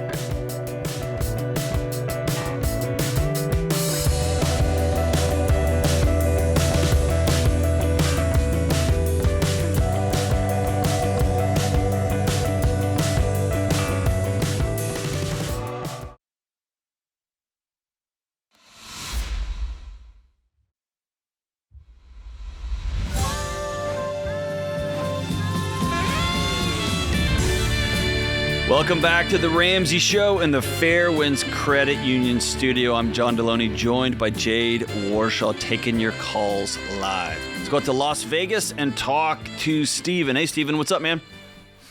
What's up, John? How you doing, buddy? I'm doing good, brother. How can I help, man?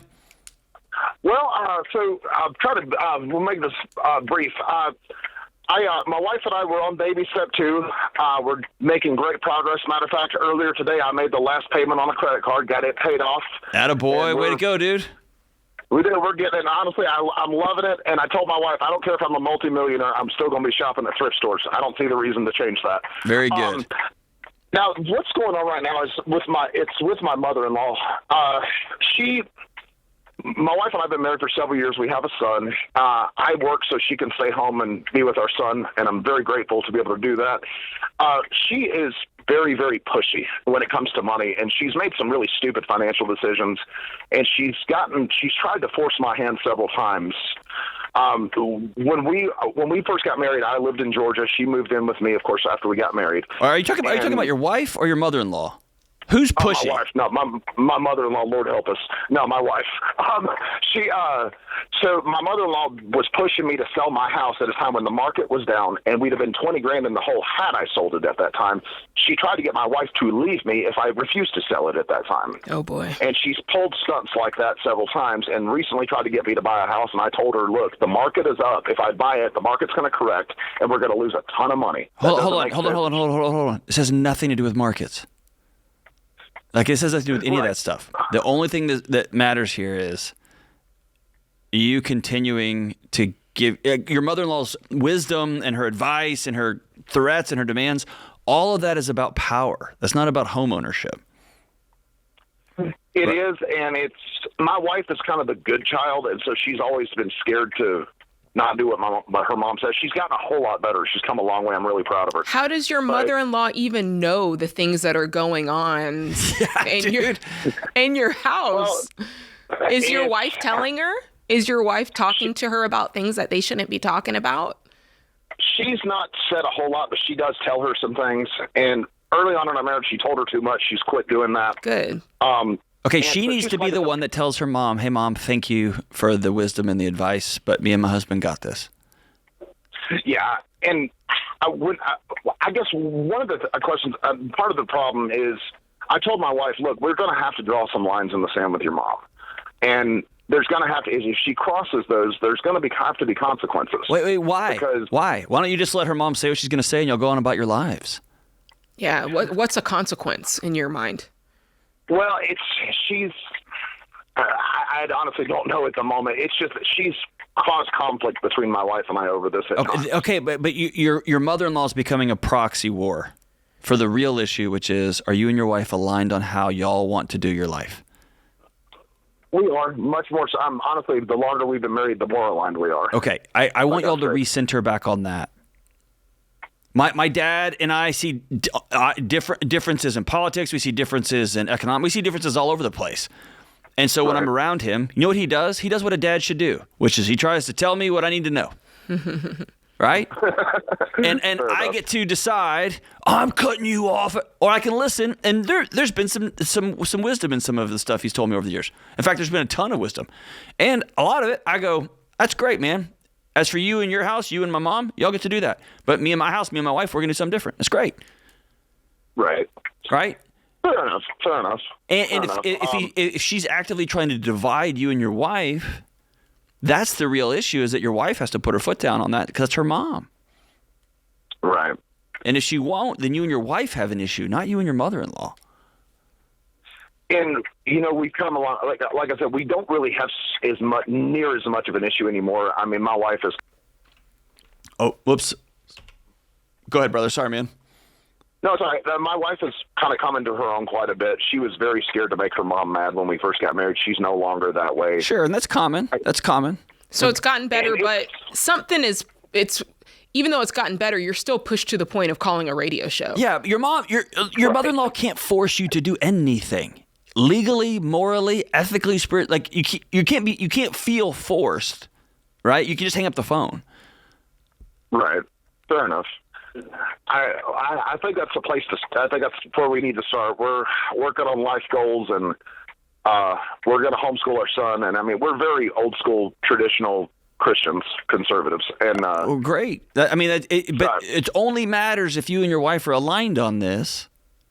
And then when y'all get aligned on it, then y'all decide together who gets a vote. Right, and my position is if you're not paying the bills, you don't get a vote. I mean, what does that mean? Well, if you're not part of our household, I should clarify that because my wife stays home with my son. That's what I was thinking. Okay. Yeah, she clearly gets a vote. I mean, because she's working regardless. Well, listen, and for whatever it's worth, I've got other men and women in my life who don't pay my bills that I've given permission to speak into my life. If they see me acting in a way or saying things that they're like, hey, that's not you, or you're about to do something stupid with your money, like I've given them permission. I'm not just going to like Lone Ranger this thing. That's how people like just ride their horse off the cliff. But all I have to say is you can't do that until you and your wife are aligned on who we are going to be. That's good advice. I mean, our pastor's been a great help to us, and I've been forever grateful for his wisdom. I've been grateful for you guys' wisdom because following the baby steps, I'm really loving it. Well, that's awesome. But I think personally, and Dave and I have talked about this over dinner before multiple times, I think the magic of the baby steps is in married couples, it's a way to force alignment, or ways to not force alignment, but to force discussions about alignment. And when a couple gets aligned, there's just no stopping them. But You're absolutely right. if one of y'all is all aligned on your values and you're dragging somebody else along on these baby steps and their mother keeps calling to pull you off and it becomes even a conversation, that tells me you and your wife aren't fully aligned on where are we going and who are we going to be, and then who gets a vote into the steps we're taking. You give me some things to think about. Is that fair? And no, it's very fair. You give me some things to think about. Actually, Okay. Can I tell you a way to do this? Because I have a feeling you're going to go home and tell your wife, you're not aligned with me. And that would be the wrong way to do it. No, not at all. Not at all. Absolutely. I'm all ears. Here's what I want you to do. I want you, not her, I want you to call somebody to watch your son for about 3 or 4 hours one Saturday morning. You set it up. And then you take your wife and say, I want us to have a dreaming retreat. We're into this baby steps thing. We're paying off our debts, but we started sprinting before we really counted the cost of how far we're going to run here. Who do we want to be? And y'all dream about what you want your house to look like, what town you want to live in. As a part of that, we're going to dream about who gets a vote in our life. And y'all come away from that retreat totally unified. You get what I'm saying? I do. I love it. My wife will love that too. Awesome. Excellent, my brother. Deciding the identity first. I'm going to be the kind of person who takes care of themselves. I'm going to be the kind of person that doesn't borrow money. Then I'm going to reverse engineer goals and steps that allow me to get to that identity. Not just take off sprinting to follow the next goal, right? If you chase an identity with action, you'll get there.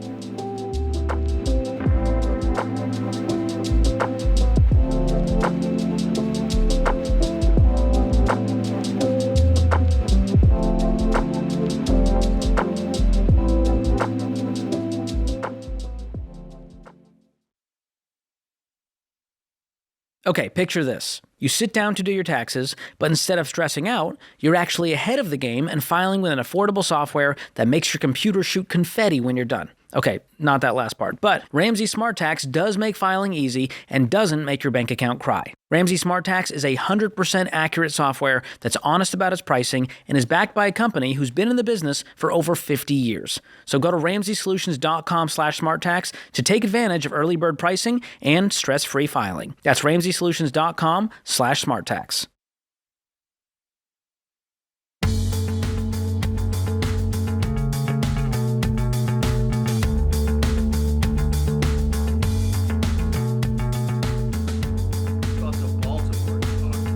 Catherine. Hey, Catherine, what's up?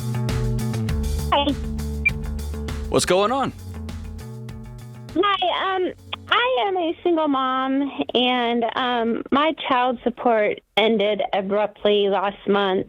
And I'm just had I have a mortgage, and I have $77,000 in a HELOC that I just opened, and I'm just trying to figure out how to get everything paid, the debt and everything. It's just very overwhelming. I knew my child support would end probably June. I was looking for part-time jobs to compensate for the loss, but this was just very unexpected, and I just have a lot of stress. How much was it? The child support was $900 a month. That was a big amount. For one kid or two, or? It was for two. However, he didn't end it when my son turned 18, and I don't know why. The judge or your ex? The ex-husband. What's the court order? Till they're 18.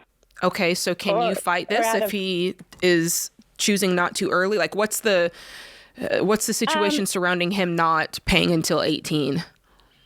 I don't know. His current wife does not allow him to talk to me. My guess is he kept paying on your other child, and there was a net dollar amount. Yeah, possibly. And once he crossed that net dollar amount threshold, it stopped. Okay. That'd be my guess. Have you contacted an attorney? I actually went to the child support office building, and they said because she's still in high school under Maryland law, he cannot just cut the child support. So I had to get an official document from the school and provide it. But for right now, I'm out that extra $900 a month with all these other bills coming in. Okay. I have a feeling, don't get me wrong, he should pay for the kids. But I have a feeling there's a lot more that's part of this equation that's making this even tougher. You mentioned a $77,000 HELOC. Can you tell me a little bit more about your personal finance, what you're earning, how old the kids are, all of that stuff? So, yeah, sure. My kids are 18 and 24. Only the 18-year-old lives at home. I own my house. I owe $200 in the first mortgage and $77 on the HELOC. Okay. I have a $10,000 personal loan I'm paying on. I have a car payment. I owe, I think, $20,000 still on my car. I do have $4,700 in savings, so that's good. What do you do for a living? I am a CNA, certified nursing assistant. Okay, what does that bring you in every month? About $3,200. Okay, and how much is your mortgage again? My mortgage is $1,291. Okay, plus the HELOC. Yeah, then the HELOC is $490. Ooh, mama, that's what's getting you. Well, why did you take out a $77,000 HELOC?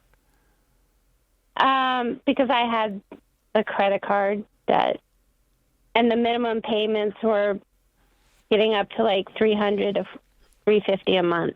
So you traded $350 a month for $490 a month? Well, that was just one credit card.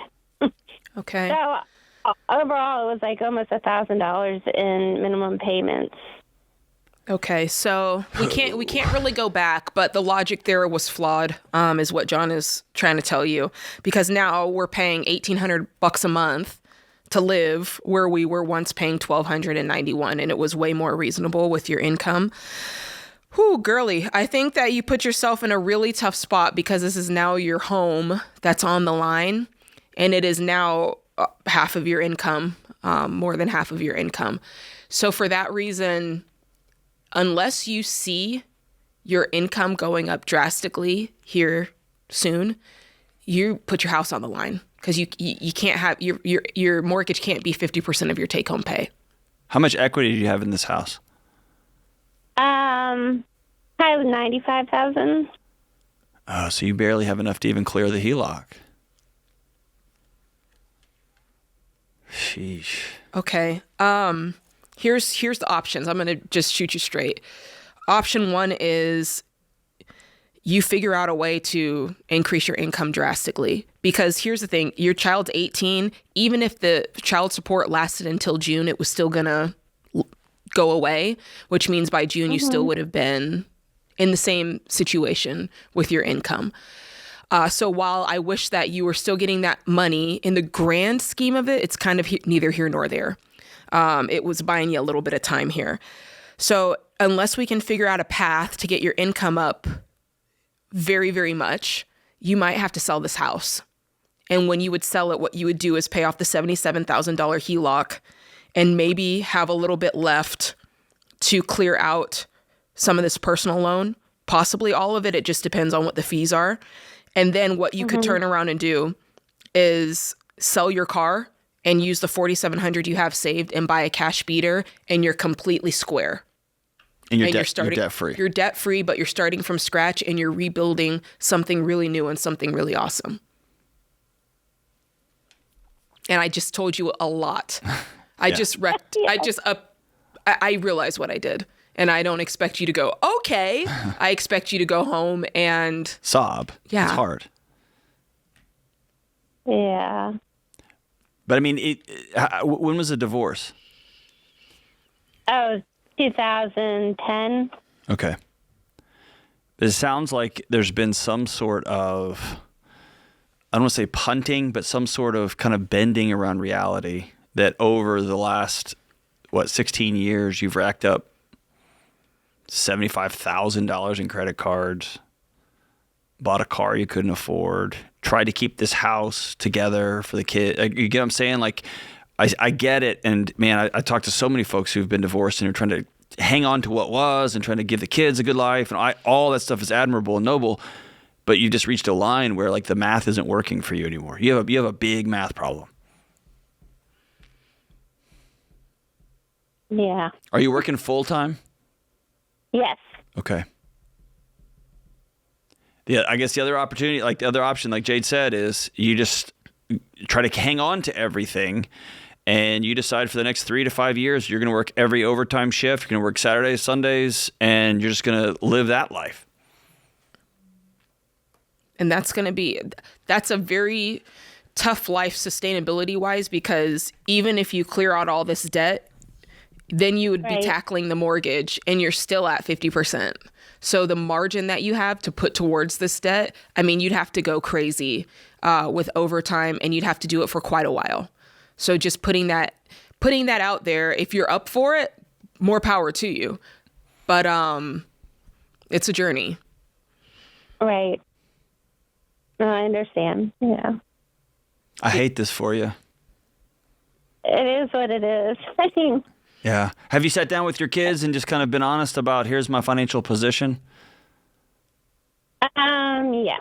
Okay. I mean, the one that lives with me, yes. Sure. Okay.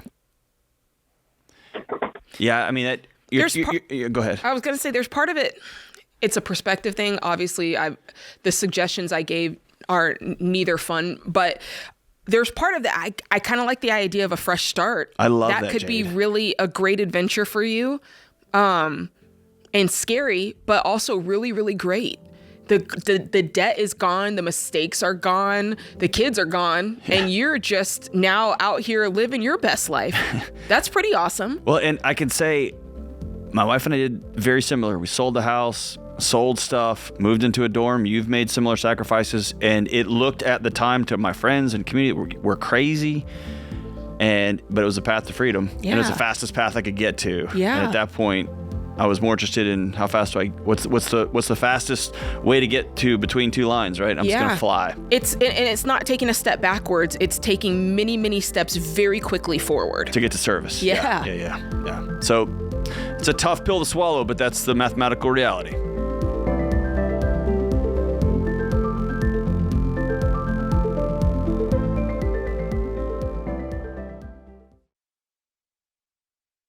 Welcome to 2026. Last year is officially in the rear view, and you're fired up to finally make some changes with your money. New year, new goals. We love it. But let's be honest. Old you said the exact same thing last January and the January before that. And before you know it, those money goals fizzle out faster than the fleeting flavor of LaCroix. So here's the truth. New Year motivation only gets you so far. You need an actual plan. And the good news is you don't have to figure it out on your own. EveryDollar builds a personalized plan based on your goals and your real life, and it actually coaches you to stick with it. Plus, the EveryDollar app will help you find extra money hiding in your budget. And trust me, there's always something hiding. The average person finds $3,015 in the first 15 minutes. That's basically like giving yourself a raise and a much happier new year. So don't let future you down. Make them proud. Go download the EveryDollar budget app and start for free right now.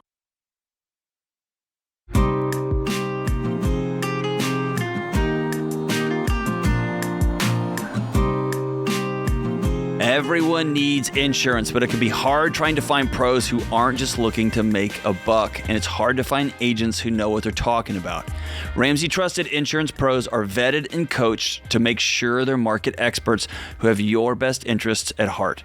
Go to RamseySolutions.com/coverage to find the type of insurance you're looking for and connect with a Ramsey Trusted agent. Let's go out to Phoenix and talk to Bridget. Hey, Bridget, what's up? Hello. Thank you for taking my call. Of course. Thanks for calling. How can we help? I'm wondering how I should go about paying for a new AC unit for our house. We don't have any cash to pay for it.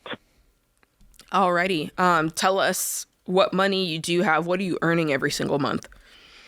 My husband makes $5,939 a month after taxes before insurance. Okay.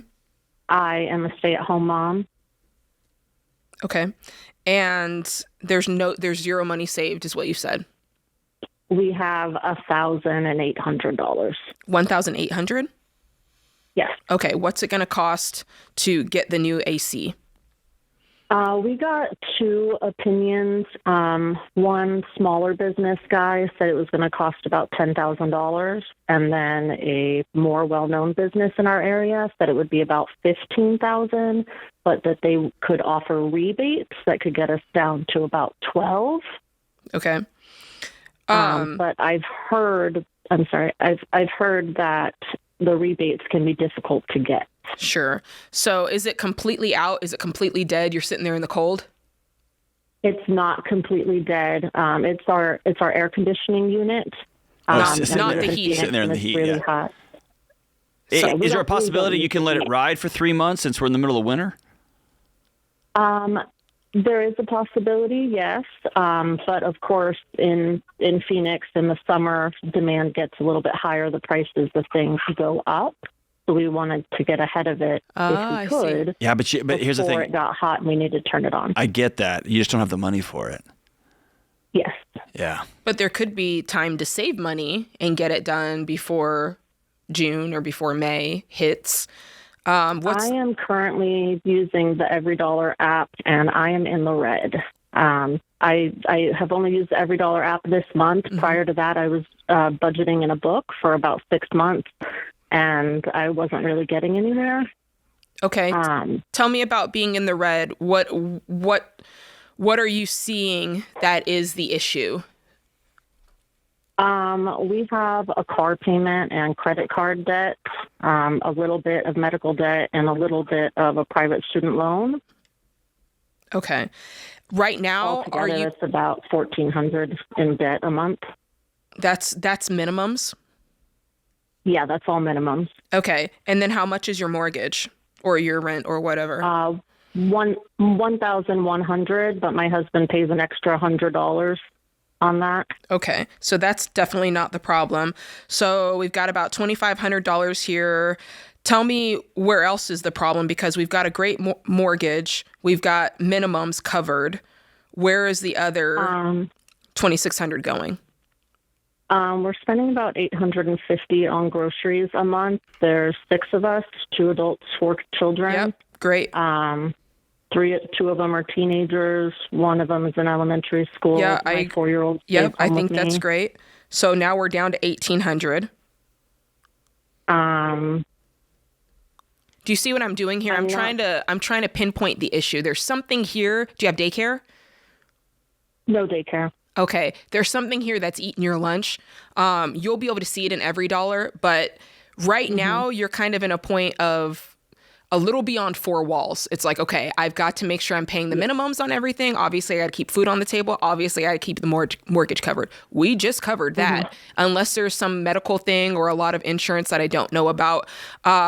My goal right now would be a little bit of a storm mode, and I'm not trying to pay anything extra. I'm just trying to figure out what's putting me in the red, and is it something that I can tweak and change? Because we have a countdown clock that's set for like May 1st that we've got to get to. So not only do I have to figure out what's putting us in the red, now the next thing is, okay, where can we bring in more money?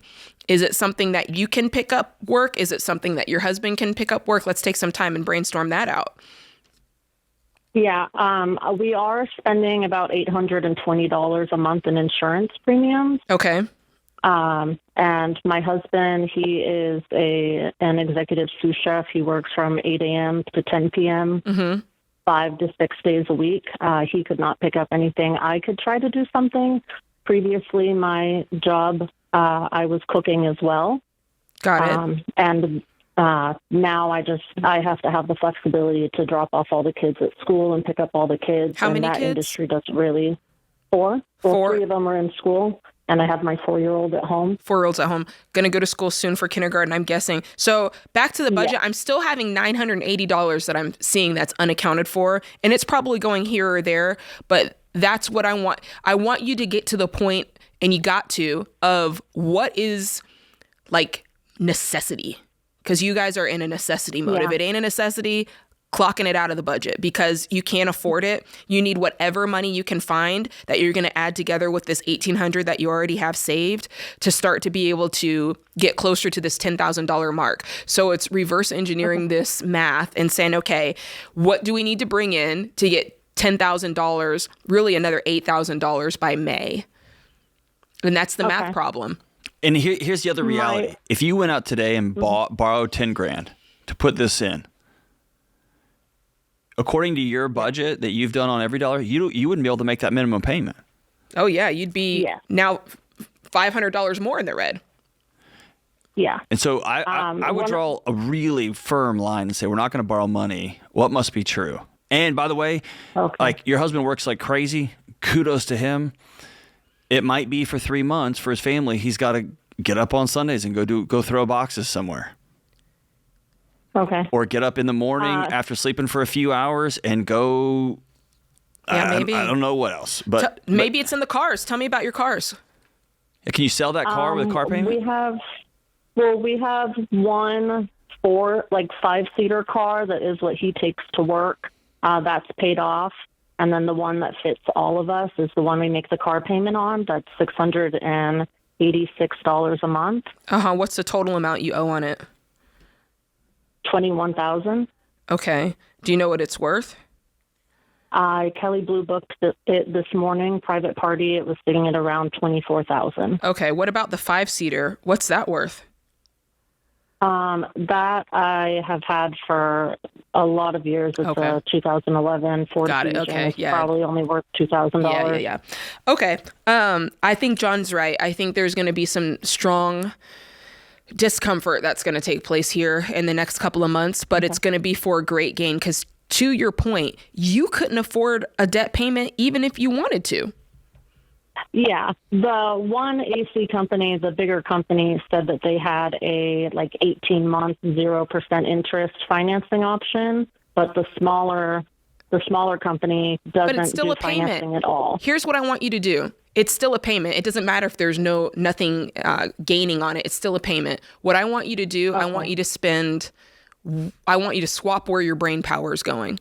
Because right now your brain power is going on what types of payment plans they're offering, what types of debt there could be, right? I want you to switch all that power and go to, okay, what can I do? What can I offer myself? What can my husband offer our family in terms of work? Do you see what I'm saying? Just shift all that over because John is right. If you don't take debt off the table, I guarantee you're going to do it. And by the way, if many of those programs that are 18 months no interest, if you don't pay it off in 18 months, all of that back interest is added to the loan. Yes. And so I do have. I'm sorry. Go ahead. No, you go ahead. We are getting $10,000 in taxes back this year. I did a mock estimate online. Great. Should we use that to do it? Otherwise, my husband wanted to open a HELOC. What? Don't put your house on the block. You have 4 kids. Please don't put your house on the block. Okay. Yes. No. That's what I thought you'd say. What? Girl, you should have told us that from the beginning. Now, yes, I'm use sorry. that money. Use that money Okay, for all it. right, we'll do That's that. Great. But not a penny more. Okay. Don't borrow money. Understood. Okay? Yeah, we're trying not to, absolutely.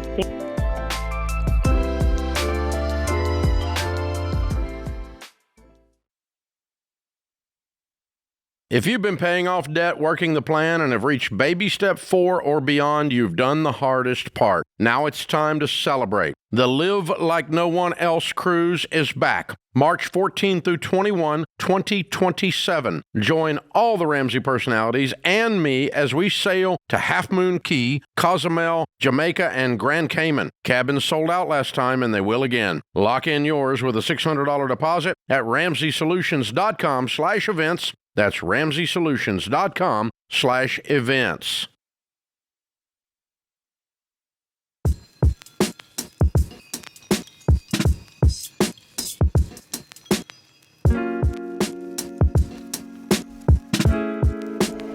Today's scripture of the day is Hebrews 10:35 through 36.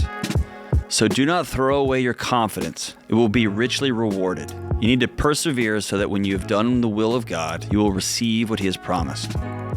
Y'all don't know this, but producer James Childs is one of the hugest Limp Bizkit fans of all time.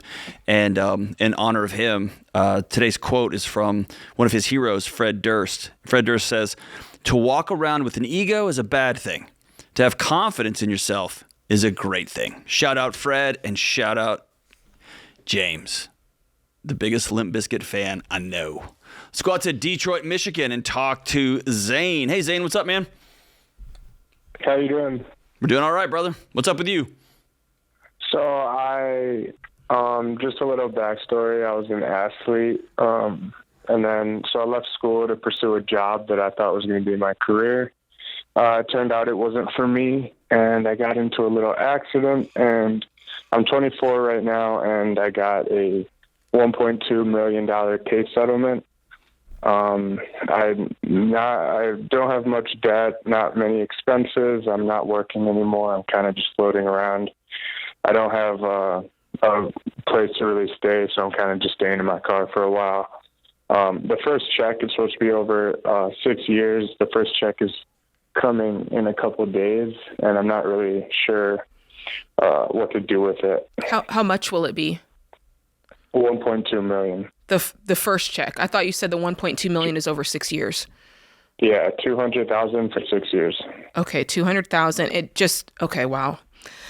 Okay, so tell me more about what you were doing. Tell me more about why you don't have anyone around you and why you're kind of living in your car. Yeah, I was living with my girlfriend, and then I lost my job. I mean, I was an accountant, and I just didn't enjoy it, so I left that, and I guess I just you left it with no other job. Yeah. I mean, I found out about the case, and I kind of just walked out. Bad decision by me. I drove down to Phoenix. Just also wasn't for me, and so now I'm back in Detroit. I have actually a job interview coming up in a couple of days too, so I'm going to take that more seriously. I just don't know where to start. Like, do I get a house? Do I? Okay. How are you feeling? Are you feeling great, or are you feeling like a little down in the dumps? I'm scared. I mean, I have no idea what I'm doing, what my purpose is, where I'm going in life, and then all of a sudden I get a big sum of money. Yeah. Sometimes this sum of money is like the way they say this legally is to make you whole. Are you going to have ongoing medical procedures or issues down the road? No. Okay. So they just wrote you a check that said, basically, it's like, our bad, here you go? Yeah. Okay. Wow. Okay. And how old are you, man? 24. You said you were an athlete for a while. Tell me about that. I played soccer at Purdue. Okay. And then I left that. I went to Detroit Mercy, and then I had a pretty good job at Big Boy, the restaurant corporate, and I was doing pretty well. I was doing the accounting for them, but I was just bored out of my mind. Okay. So I think, man, if I'm totally honest with you, the chances of this money, you look up in 6 years and you're right where you are right now, statistically speaking, is very high. So I want to applaud you. I'd hug you if you were standing in front of me. I want to applaud you for reaching out to get wisdom. Like it takes a lot of wisdom to say, hey, I've screwed up.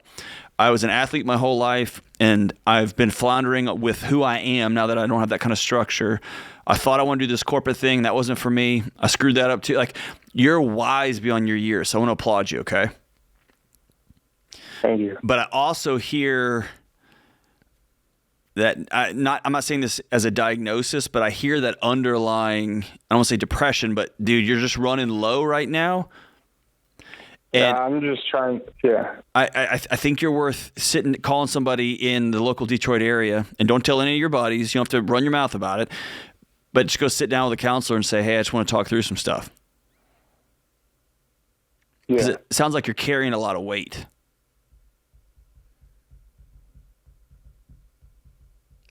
Yeah, and I'm just not really sure what the next step is with my life, I guess. Yeah, I think this money hit at a time where there's honestly more important things to deal with. If I were you, just really quickly, because I want John to talk more about this, but if you have a little bit of debt, go ahead and pay it off with this $200,000. You got to get yourself an apartment. This is not the time to think about buying a house or anything. Yeah, please don't buy a house. Yeah. Just get yourself an apartment near where you do life and keep it modest, and then just park the rest of it in a high yield savings for right now. The next check for $200,000, when will you receive that? Next year, February. Okay. So that's great. You're not receiving this, oh boy, you're receiving a lot of money, but it could be worse. If you were getting huge chunks, it could be a lot of damage done. Yeah. But with this $200,000, treat it like this is the money that you live off for the entire year, basically, until you can figure out what your life is. And John's and I love you going to get a job. I think you having something to wake up and go to every day, even if it's boring, is a really good exercise for you right now. Mm-hmm. I would put a cap. This is just me. This is old me talking to 24-year-old me. I would put a cap and say I'm going to buy a car for $20,000 or less.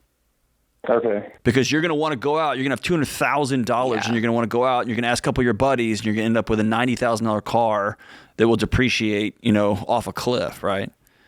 Mm-hmm. But if you go buy a $20,000 car, you get yourself a 2-bedroom apartment that's nice, right? And then you park the rest of that money, like Jade said, and you go get a job. And you go talk to a counselor and start squaring up, who am I going to be? What kind of man do I want to become over time? And what steps do I need to take to do that? Do I need to go back to school? Do I need to go learn a trade? Like, who do I want to become? And I think you got to dig into some of those answers. At the same time, you're living life. You're working a job. You're going out. You're meeting friends. You're dating again. Like you're living this life. And what you'll have that most people don't is a $175,000 cushion in a high yield savings account that nobody knows about. Right. And I'll give you one better, because I don't want to be a complete buzzkill on the fact that you've got a little bit of money coming in here. Once you secure a job, and it's the job that you think you're going to work for a while, you can take, let's say you secure a job, you're making, I don't know, $120,000 a year. Then you can say, I'm going to take $60,000 and I'm going to buy myself a car in cash. Yes.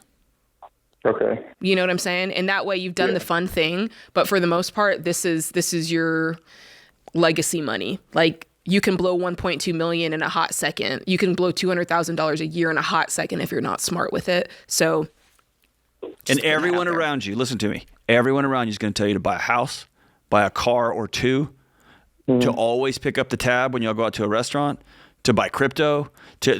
Everyone's going to have an opinion. If I got a job, if you get a job and you qualify for it, I'd just go ahead and fill up your Roth IRA for the year. I mean, you can do some really smart stuff. You can sit down with a Smart Investor Pro too, but I would put that money in a high yield savings account and start to square up the question: who am I going to be? What kind of man am I going to be? And because you have found yourself alone right now, I want you to go sit down with a professional. I have done it, and it made tremendous difference in my life.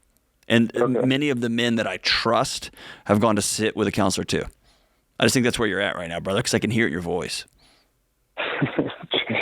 Yeah, it's a blessing, but it's also scary. Yeah, it's awesome. But the fact that your first thought was, I'm going to reach out and talk to a coach first, tells me that you're wise. You're wise beyond your years, brother. So I applaud you. Thank you. And there's nobody better. I've been listening to you guys for a while now. That's awesome. Will you make Jade and I a commitment? Yes.